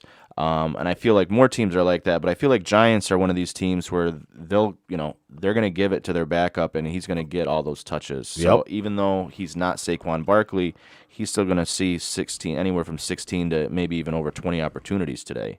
Yeah. Yeah, I agree with that. He's going to get handed the ball. He's going to get the opportunities. And listen, we preach all the time. Opportunities lead to points. Yep. If you got a guy that's not getting the opportunities, he's definitely not going to get the points. If you got a guy that's getting opportunities, the points hopefully will be there for that player. And if you've got a week like this where you got 6 teams on a bye, you got to throw some guys in there. Yeah. Next game, we're going to take Philadelphia traveling to Las Vegas. It's Vegas at home minus 2.5. 60% of the money is on Vegas minus that 2.5. Over-under is 48.5 with 57% of the money on the over. And money line, 63% of the money is coming in money line for Vegas. Dan, what do you got on this game, bud? This is one of my picks for the week as well. And I like Philly, and I might be a sucker here because I feel like I'm on Philly more weeks than not. You're on Philly all the time. I'm not gonna lie. I know, and I don't really know why because they're frustrating to watch. Jalen's fun when he runs the ball, but he still can't throw all that great. I don't want to interrupt you, Dan, but No. I think you and I feel the same way about Philadelphia, right? Like I'm gonna give my philosophy about Philadelphia Go ahead. and let you say whether you agree with me or not. Okay. Philadelphia has some weapons, right? Yep. I mean, they've got Miles Sanders, and when they don't utilize. They don't utilize. Yep. But they've proven when they do, which they did last week at the end of the game in the fourth quarter, when you utilize him, he can be useful for your entire offense, not just his own stats. Right. If you run the ball with him, It opens things up. It opens things up. You set up play action. Yep. If you're not running the ball, you can't do play action. You can't open things up. It limits your playbook. It completely limits the playbook. And it basically, when you're just dropping back Jalen Hurts every play, the defense knows what's going to happen, and they can defend against that. And that's easy to defend because that's not Jalen's game. No, it's not at all. And they need to open up the playbook, but Philadelphia has some weapons. They have some guys that are very intriguing. Yes. On both sides of the football, actually. Yes. And I do like that team. I hate that head coach. Yes. Nick Sirianni is on the level of Adam Nagy. I know it's Matt Nagy, but I don't give a shit. I'm going to call him Adam Gase, Nagy. Matt Nagy, yeah. Adam Gase. I made a slip up on one of the Tuesday shows and called him Adam Nagy, and I'm just doing that from now on because it's the same fucking guy. Yeah, right? it's pretty interchangeable, I feel. Yeah. But he's on that level of just coaches that you look at and go, they're inept. Really they're are. just completely inept, Yeah. and they don't They don't, and I believe he's calling the plays for that team. Yeah. If he's not, he needs to make a change in who is, Yeah. because the play calling for that team and the weapons they have is just completely inept. You look at you look at the offensive side of the ball and you say there's no reason these guys shouldn't be having 450 yards of offense every week, right? Like they do have the weapons. Devontae Smith is a speedster out there. Obviously Goddard is now fully healthy. They're confident enough in him that they were able to even let Without Zach- Goddard, they had Zach Ertz. They had Zach Ertz, but Goddard obviously must be the guy now if they were able to let Ertz walk Right. so easily. A couple things with the game though. Lane Johnson's back for the Eagles, which I think is massive for their offensive line. Yeah. And in terms of Las Vegas, that team's got to be in disarray. Everything with Gruden that's gone on, with the emails and everything that's come out, that can't be good for a team. Now their owner is saying there's a vendetta against them. He's going to sue the league. So that's just There's a lot of shit going on. And one angle I really like to take, it doesn't happen every year because coaches don't necessarily always get fired, but when you see something like this happen, I like to take a team that's losing their head coach the very next week because that team kind of rallies up around them, and that's what you saw last week. You saw that dominant win against Denver. Now the flip side of that is then the second week, so the week following that week, which would be this week. It's a huge letdown. It's a huge letdown spot. This It's is like this the is air auto fade spot. The air gets let out of the balloon, man. That's exactly what it is. Pro Football Focus somehow still has both sides of the ball for the Eagles, their offense and their defensive line, both ranked top 10. And just with that second week regression, new coach, I believe Las Vegas is going into a bye next week too. So you can just see that team being pretty inflated after that win, and now this being a letdown spot. If they go down early, now you're just thinking about, well, I'm off next week. What am I going to be doing with the family? What am I going to be spending my free time on? So as frustrating as Philadelphia has been, I just think there's too many positives for them in this spot, too many negatives for Las Vegas, and I love Philly here today. Now I have seen the line kind of come down a little bit. It has, and it's moved down slightly. Yeah, which tells me that sharps are on Philly, which I like to be on the side of the sharps. But I also want to get that full 3. So if you haven't bet it yet and you're seeing 2.5, I would look to pay that little bit extra. So that way, just in case something happens, I think they're probably going to win this game. But if they were to lose and you're getting the +3 and they lose by 3, you're covered. If you got them at 2 or 2.5 and they lose by 3, you're going to lose that bet. Yeah, I completely agree with you there. I actually got this in one of my parlays at 3.5. Yeah, that's money. And I would take that. I would take it at 3, even if it's at 3. I got it at 3.5, amazingly. But if it's at 2.5 when you go to bet it right now, if you're looking to put it in a parlay or bet it straight up, I would pay that extra juice to get it up to 3.5, just to be on the safer side of that main point goal there. But I'm with you, Dan. I like Philadelphia in this game a lot. And maybe I am a sucker for Philly like you are. I don't know. But I don't get it because I fucking hate the city. I hate the fan base. Yeah. I've hated every coach that they've had since Andy Reid. But for some reason, I'm a fan of a lot of guys on this team, though. Yeah. And it's when I look at football, I'm a fan of players. And I feel like if we didn't have fantasy, right, like we wouldn't have that same attachment to a lot of these guys. But yeah, but I look at you. Jalen Hurts and I think he gets a bad rep, and I think he's showing he can be a starter in this league. He can be that guy. He's not going anywhere. He's the guy, right? You just need an offensive play calling that fits what you need to produce with that offense, and you need to get Miles Sanders more involved, which then will open up the game for Devontae Smith, for Jalen Hurts. Yes, and like you said, they started actually using Sanders finally in the fourth quarter, and you saw what happened, and boom, opened everything up for him.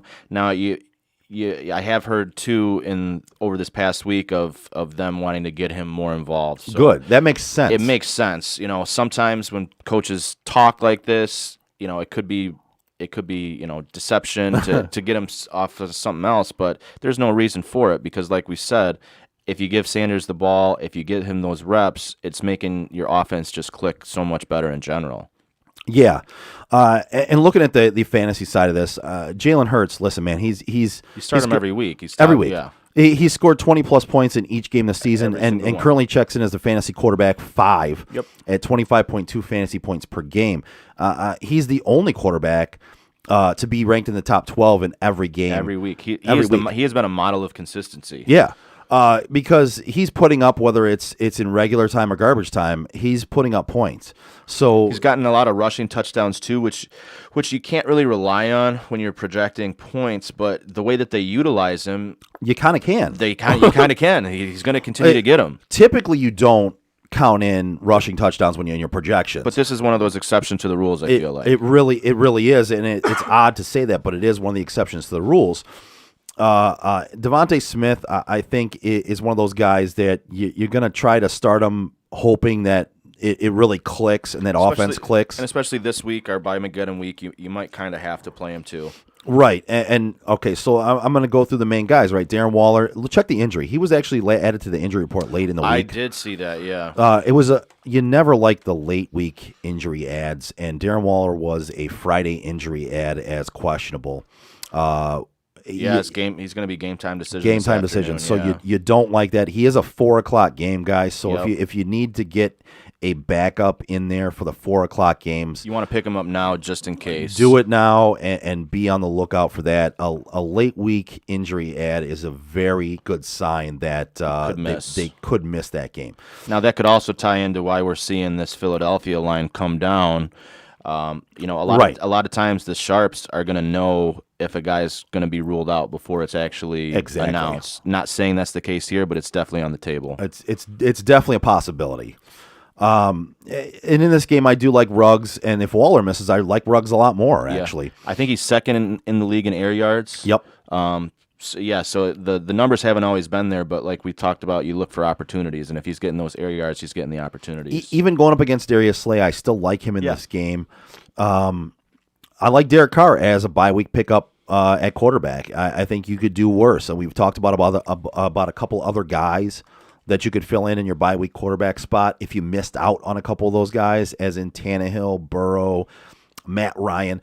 Derek Carr is a guy that you can fill in there. Yeah, he started off the season great. Passed for 382, 386 the first 2 weeks, then had a couple of down weeks where they didn't really score many points. Yep. Obviously this is when the shit was going on with Gruden, but then bounces back in a big way with 340 yards last week. So, yeah, you could definitely do a lot worse than Derek Carr for a bye week fill-in this week. Yeah, and when it comes down to that Philadelphia defense, listen, they've given up the second fewest gains of 15-plus air yards, but they allow a ton of production over the middle of the field. They're 28th in middle pass DVOA.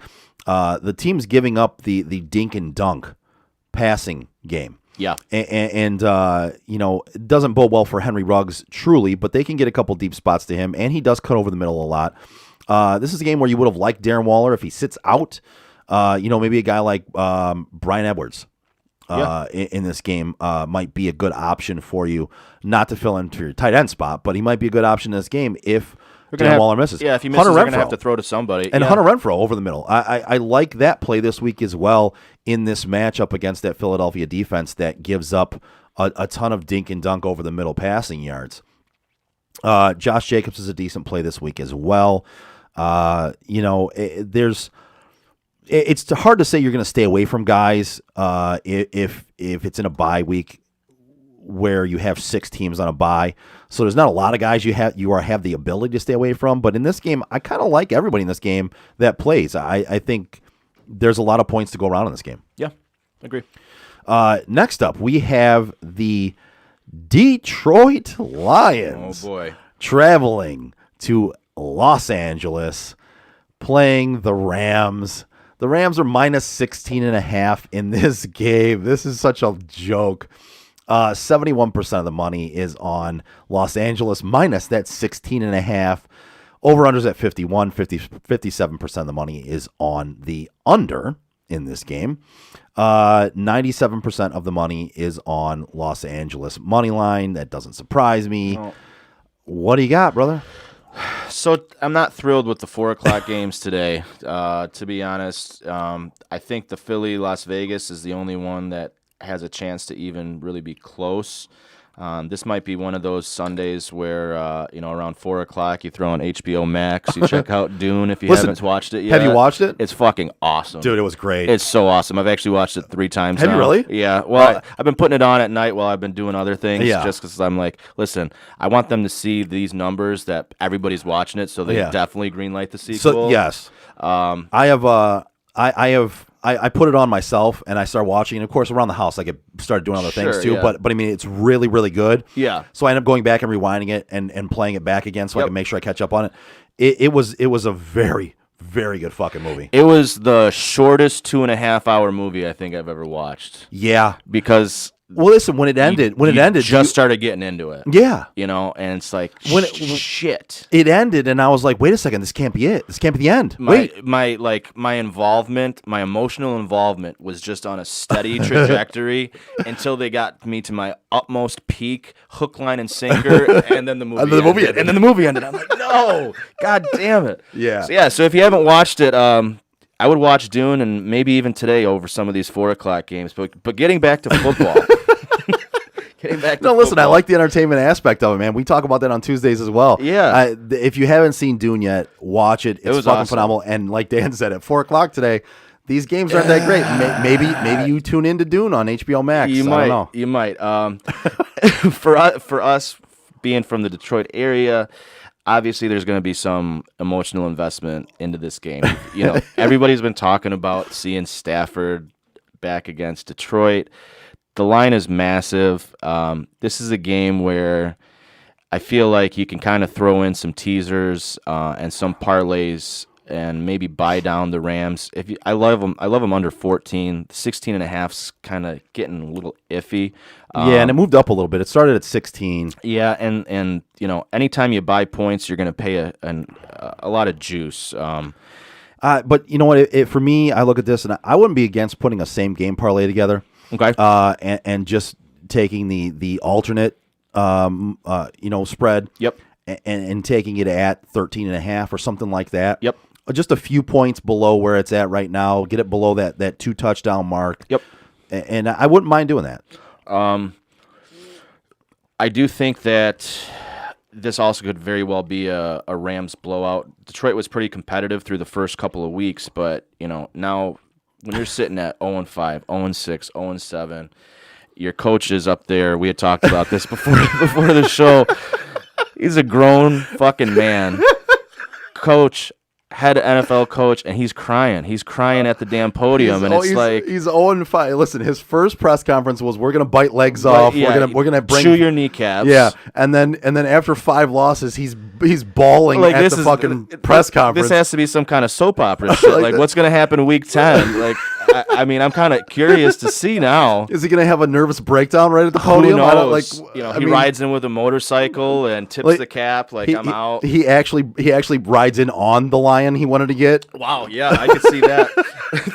the lion's just gnawing at his kneecaps while he's rolling in. See, this is what I was talking about. The kneecaps, guys. I was never. Oh shit! I wasn't. It's such a joke. It really is. So I'm always hesitant. Sorry, but I'm always you're good. hesitant on rookie head coaches anyway.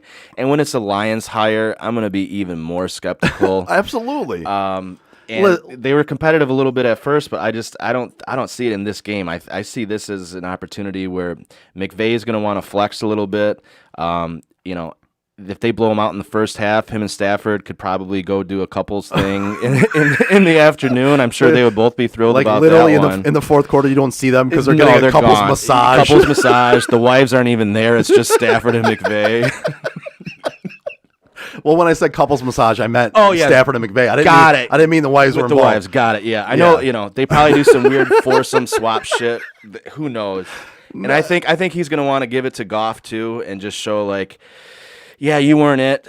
He strikes me as an asshole, and this seems like an opportunity for him to kind of show how just much be of an an asshole. asshole he is. Yeah. And when you look at it, talking about the Lions head coach, I mean, from day one, both Chris and I called the guy a clown. Yeah. I mean, he came out like a clown show. He's continuing like a clown show. I'm sorry. Yes, it is. Like, there's nothing wrong. I've said this before. There's nothing wrong with men crying. I'm not one of those toxic masculinity people. Like, I cry. I'm okay with men Sure, crying. yeah, me too. But when you're a grown man, NFL head coach who came out in your first press conference, talked about the fire and biting kneecaps off and everything like that, and then after 5 losses, you're at the podium crying.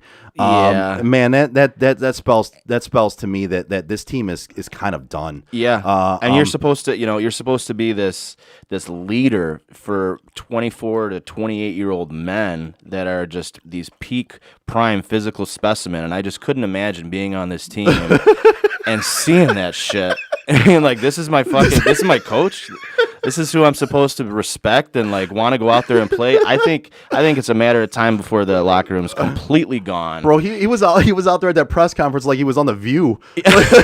Yeah. I just want to win for these players. Yeah, he needs a publicist to like run him through before he goes on the podium again, because Like, hey, he bro, made an ass out of himself. Like, hey, bro, wipe your eyes. Yeah. Let's get yourself together. Yep. And then you can go out there and have the press conference. Yeah. Like, let's dry those tears up a little bit. Yeah.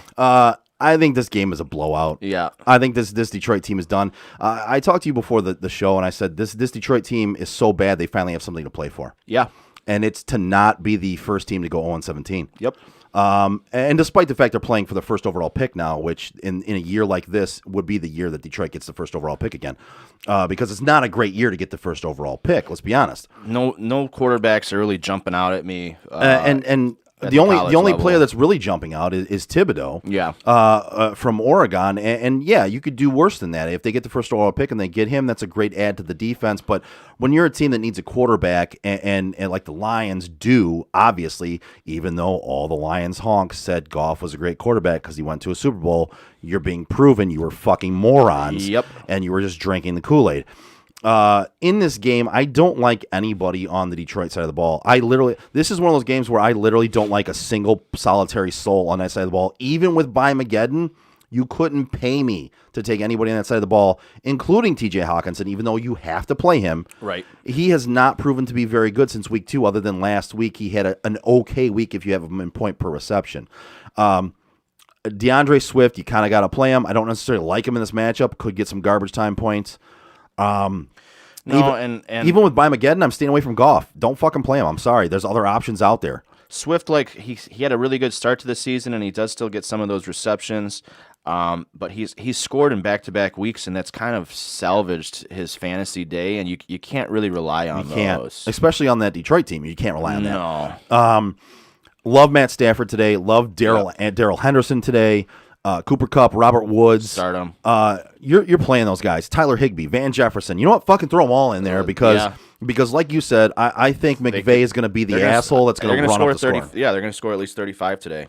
So, with that being said, we're going to move on from that shit show of a franchise. We're going to go with Chicago traveling to Tampa Bay, minus 11.5 for Tampa Bay at home. 60% of the money's on Tampa Bay, minus that 11.5. Over-unders at 47, 54% of the money is on the under. 97% of the money is on Tampa Bay money line. What do you have betting-wise in this one, bro? I'm guessing not a lot. No, but I do like Chicago a little bit. And this is another team that I'm kind of a sucker for that I find myself on more weeks than not. Justin Fields just has that. He's got that other level with the legs. He runs the ball so damn much that that's something you can't really account for, even though he's not a great passer. I think Chicago's D is still pretty decent, and I think that Tampa just doesn't really blow out a lot of teams. 11.5 points is a shit ton of points, and 3 out of the 5 wins for Tampa were by 6 points or less. This is another one to me that smells like it could have a little bit of a backdoor cover, especially when you have that quarterback that can just tuck it and run and get big chunk plays if there's nothing open downfield. I can see Mooney having a pretty good game. Allen Robinson, who I think if you drafted him, you've been disappointed so far, is starting to get more looks as Fields gets more comfortable week over week. So I can see him bouncing back a little bit and start getting more involved in that offense. They're going to be hard to run on. Tampa can be thrown on. They can't really be run on, and that's kind of been Chicago's bread and butter. So that's my big hesitancy here of not going to town on Chicago is that I don't think they're going to have a lot of success running the ball. You're going to be asking Justin Fields to do more with his arm. You're basically one-siding that team. You are. But just with the number as high as it is, and just with the fact that they really haven't been blowing everybody out, you take that one game against Atlanta that they blew them out, which really wasn't a blowout until they had two interceptions late in the fourth. It's a lot of points. I wouldn't go crazy on Chicago, but I definitely lean that side today. Yeah, I kind of lean with you on that one, especially with, Antonio Brown's out. Rob Gronkowski's still not back. Yep. Listen, Mike Evans and Chris Godwin are probably the best 1-2 there is in the league, if not up there, arguably with the best 1-2 punch in the league. And O.J. Howard is there at tight end along with Cameron Brate. But you've got two of the major weapons that Tom Brady would rely on offense in there. So that might spell a few less points scored for Tampa Bay. Well, and not to cut you off, but you only have so many possessions normally in a game. Obviously every game's going to be a little bit different depending on how the game shakes out. But this is anytime you're getting into double-digit spreads, you really have to be scoring points or putting your team in a good at a position, huge pace. On most of your possessions. So this is one of those, if Tampa goes 3 and out, and then next possession, they move the ball a little bit, but they end up having a punt, and now you're more than a quarter into the game, and they either have 0 or maybe only 3 points on the board. Right. Now your double-digit spread's going to be a little bit harder to achieve. Right. And you're going to see the live line and the live spread come down a little bit in that as well. And you can follow that during the live spreads and see how much it'll come down if a team doesn't score or only scores 3 points in the first quarter. And you're going to see how much that line will come down, that spread will come down, which is what we're talking about right now. Yep. You have to be borderline, I don't want to say perfect, but on the top of your game to win a game by double digits in the NFL, because like you said, you only have a certain amount of possessions. And this isn't... You have to score touchdowns on those possessions. Yeah, and Chicago's got a good enough defense. It's, Tampa, can they score 14 in a hurry? Of course, but it's not like they're playing Houston's defense or somebody like that, So if they're not up pretty consistently throughout the whole game, I just think that might be a little hard for them to cover. Yeah, and as far as fantasy goes on this one, I'm not going to spend too much time on it. You play Tom Brady, Leonard Fournette, Chris Godwin, Mike Evans. I would even feel comfortable playing Allen Robinson, even though he's borderline getting benched for me. Darnell Mooney's one that I really like in this game. He's come on lately. I like him in DFS as well. Mm-hmm. Khalil Herbert is one of those guys where if you have him, you kind of have to play him this week. You don't necessarily expect a lot of rushing yards because Tampa Bay is number 1 against the rush. But when it comes down to it, he can receive the ball. He can get some catches today. He shows some elusiveness. And on some draws and some catching him off guard, you might be able to get a couple rushing yards there. And hopefully, fingers crossed, get you a touchdown if they can get it down in the red zone.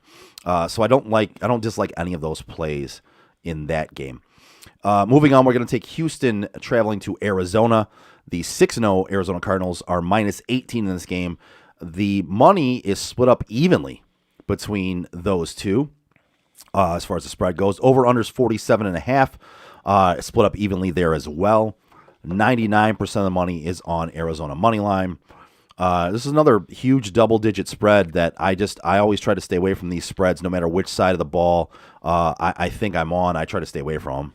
Yeah, I'm showing the true opening line now that could have been before this week at 14.5. I mean, this thing just keeps flying up, and I think this is more just Joe Public, just seeing the matchup itself. Arizona still is the only undefeated team. Houston being the dog shit team they are. It's got blowout written all over it. Yep. But that's just it's so many points. I'm not going to take Houston getting those points, but I don't ever want to be laying almost 3 frickin' touchdowns in the NFL in a league where anybody can beat anybody. Arizona's, they're not a perfect team. Yeah, they're undefeated, but they've had a couple close squeak-by wins. They barely got by Jacksonville, less than a month ago. This isn't a game that I'm going to bet. This is another one I'd probably be rather watching Dune. But I think you're going to see some fantasy points for the Cardinals. Yeah, I agree with that. I think the only guy I play on the opposite side of the ball is Brandon Cooks. Yeah. And that's only because he has a 36% target share. Because there's nobody else. There's really fucking nobody there. else there. Every once in a while, somebody blows up and has a good game. Davis Mills looks pretty bad too. And if you're on the Cardinals, I think you play everybody. I think I really like. Cardinals D might have been out there. I know they were a popular pickup for this Yeah, week. Cardinals D is a good one.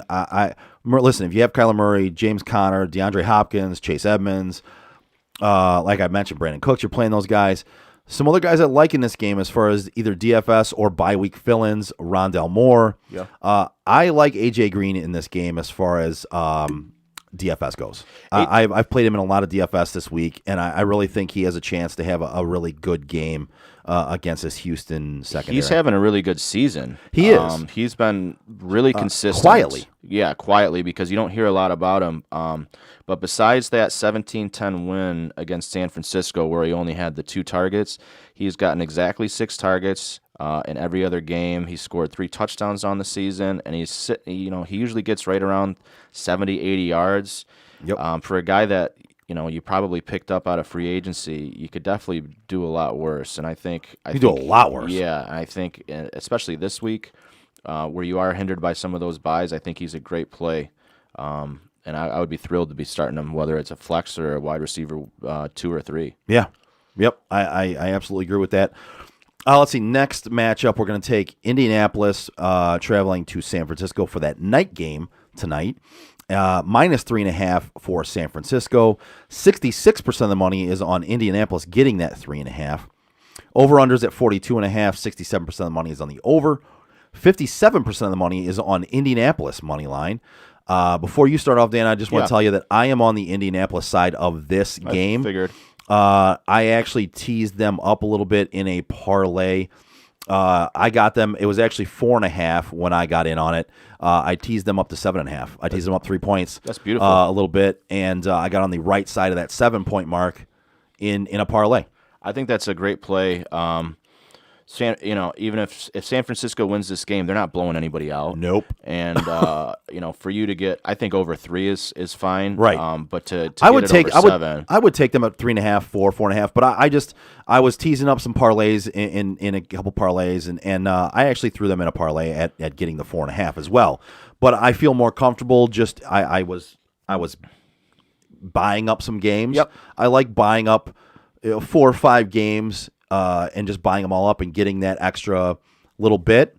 And this is one where I did that, and I feel 100% comfortable with that hitting. Yeah.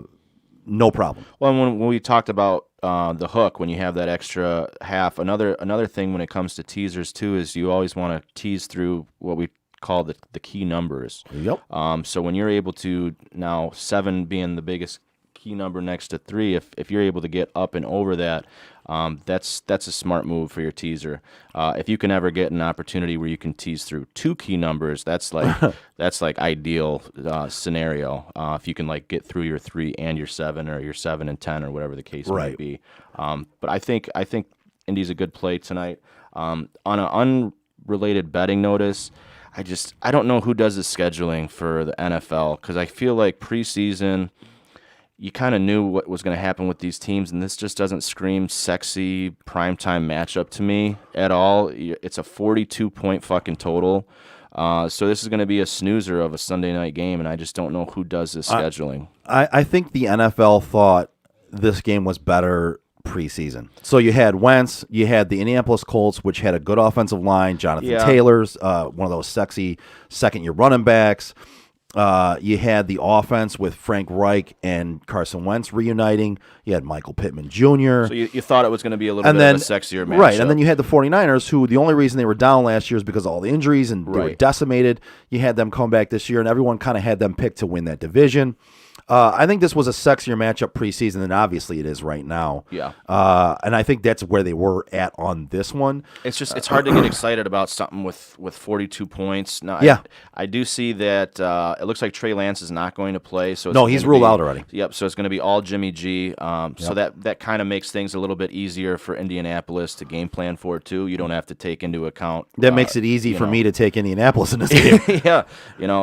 When you have that quarterback that and they run them a little bit different too, where middle of the game you're running 2 quarterbacks, and that's got to be hard to plan defensively for. So I think that's also going to give a little bolster to Indy today. Yeah, I agree with that. Let's see. There's also the weather watch. I believe there's a 99% chance of rain in that game tonight. Probably why then the total's so low. Which would lend credence to why the total's so low, and it would actually play into the hands of a Jonathan Taylor owner, yes, in fantasy wise, an Elijah Mitchell owner, fantasy wise, who is going to be back in this game and who is getting the majority of the carries because Trey Sermon just is non-existent when Elijah Mitchell is back there. Yep. So the guys I like in this game are Jonathan Taylor, Elijah Mitchell. Now, the 2 receivers on both sides of the ball, Deebo Samuel and Michael Pittman Jr., I think you got to kind of play those guys and just kind of keep your fingers crossed, hope for the best. I don't really like anybody else in this game. I think Carson Wentz might be one of those bye-week fill-ins, but with a 99% chance of rain, I don't necessarily like that either. Yeah. So, and with the low total. Yeah. So I think I kind of stay away from a lot of guys in this game other than maybe the running game. Mm-hmm. I agree. And then go from there. Yeah. Last matchup of the week is New Orleans traveling to Seattle. Seattle, the home team, getting 4.5 points at home. 64% of the money is on New Orleans. Over-under is at 42.5. 60% of the money is on the over. 92% of the money is on money line. New Orleans. Dan, I'm kind of torn on this game. I would side towards Seattle being the home team, even with Geno back there, but I'm not necessarily in love with that. Sure. Pick. No, and I mean, you can't really be in love with Geno Smith because it's Geno Smith. But I'm going to take Seattle here. They're one of my favorite plays. I was hoping for a more favorable injury report for my side. There were some guys on New Orleans defense that looks like they now are going to play. This was almost going to be my play of the month, but I throttled it back down when I looked at that injury report. Yeah. I just don't think the Saints are that good. They're a team that the public loves to always take. I do like taking – now, this is where I kind of struggle because one of the betting angles I do like to always take is if a good team loses their quarterback, usually the rest of the team is good enough to make up that discrepancy. Between that and Vegas adjusting the lines, you can usually find a lot of value with those good teams missing their quarterback. Right. I don't know if Seattle is a good team this year, but I feel like they're close. They're kind of on that cusp, so I'm gonna kind of apply that to my capping here of taking a quote unquote good team missing their quarterback. This is another one where the total is sitting at 42.5. So I like getting the points as the underdog, especially being at home. Home underdog is huge, and Seattle still probably has the best home field advantage in the NFL. And when you're talking a primetime game on top of it, I think that place is going to be rocking. And this is just something that Seattle's going to maybe control the tempo of this game. And I don't see Saints really being too competitive. Taysom Hill is ruled out already. And granted, he's not very good, but that's another dynamic aspect for that offense, especially when they get into the goal line. Now you don't have to worry about those plays getting called. So I like Seattle quite a bit here today or tomorrow. And I'll tell you, I don't want to go against that with you. The only thing that scares me about this is I'm kind of on that same side, but it scares me that so many injuries on the side of Seattle. Yeah, that's true. So Chris Carson's out. Rashard Penny is possibly coming back. Maybe. How good? You got Alex. Yeah, how good is it going to be if he does play? You got right. Alex Collins, who's probably going to be out, who's trending towards out. Yeah. You have DJ Dallas, who might be the running back that's going to have to carry the load. So there's a lot of questions on that side of the ball, which I don't necessarily like. If there were not so many questions, Seattle at home getting 4.5 against a New Orleans team that really hasn't proven to be that good is a good spot for you. So I do agree with what you're saying with the injury aspect of being a real concern for Seattle. But on the flip side, I feel like this is a Seattle team where when their running backs go down, you've seen that they've just next man up mentality. Plug and play. You've seen Travis Homer have good games, Yep. DJ Dallas. So I'm not as worried about the running backs, especially when if Geno can just get that ball out of his hands, whether it's Lockett or DK Metcalf. Now we talk about the run opening up the pass, but it can also work in reverse, where if you can get a little bit of a rhythm going and a couple quick hits, right off the get. Now you can start running some draws. Now you can start running on, second and even third down and getting those chunk plays where you might not have been able to early on. Right. I'm looking at fantasy-wise. I don't necessarily like anybody truly in this game that stands out. I think you got to play your guys like Tyler Lockett, DK Metcalf. Geno Smith is a decent bye-week fill-in if you have to with Mageddon going on. Sure. I'm not in love with this matchup fantasy-wise. No. I'm not going to necessarily recommend anybody big-time fantasy-wise in this game. I think you got to play your big-name guys because they're your big-name guys and just keep your fingers crossed and hope for the best. Yeah. But I don't love this matchup for any of them. Nope. All right. All I got. With that being said, I think that's going to do it for the show this week. We went quite a bit over, but we went into depth a lot more this week with there only being a few games, but we decided to go into depth on a lot of things. Make sure you check out SOTDET.com. Check out our fantasy rankings every week. We have starts and sits, the waiver wire, buy low, sell high.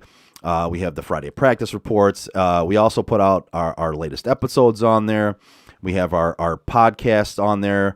You can check out the live stream. We have the show picks. We have Dan's picks every week that are on there as well. We have my confidence picks for the week every week. So go on there, check us out. And while you're there, please check out and click on our sponsors tabs as well. Go check out our sponsors, Craig Joe Wright, the Joe Wright Group at Dobie Real Estate. Check out Bald Man Entertainment, as well as Jason Stiltner from Flagstar Bank. Do us a favor, check them out. We appreciate all their support and all their love, and show them some love for us. And with that being said, go check out your Sunday lineups, fill in your lineups, fill out some DFS, and make some bets, and enjoy your football Sunday. Peace out for Sports on Tap. Check in back with us on Tuesday at 7 p.m. for our regular show. And just a heads up, next Sunday we will not have a live show, but you can find out everything you need to know for that week on SOTDET.com. Later.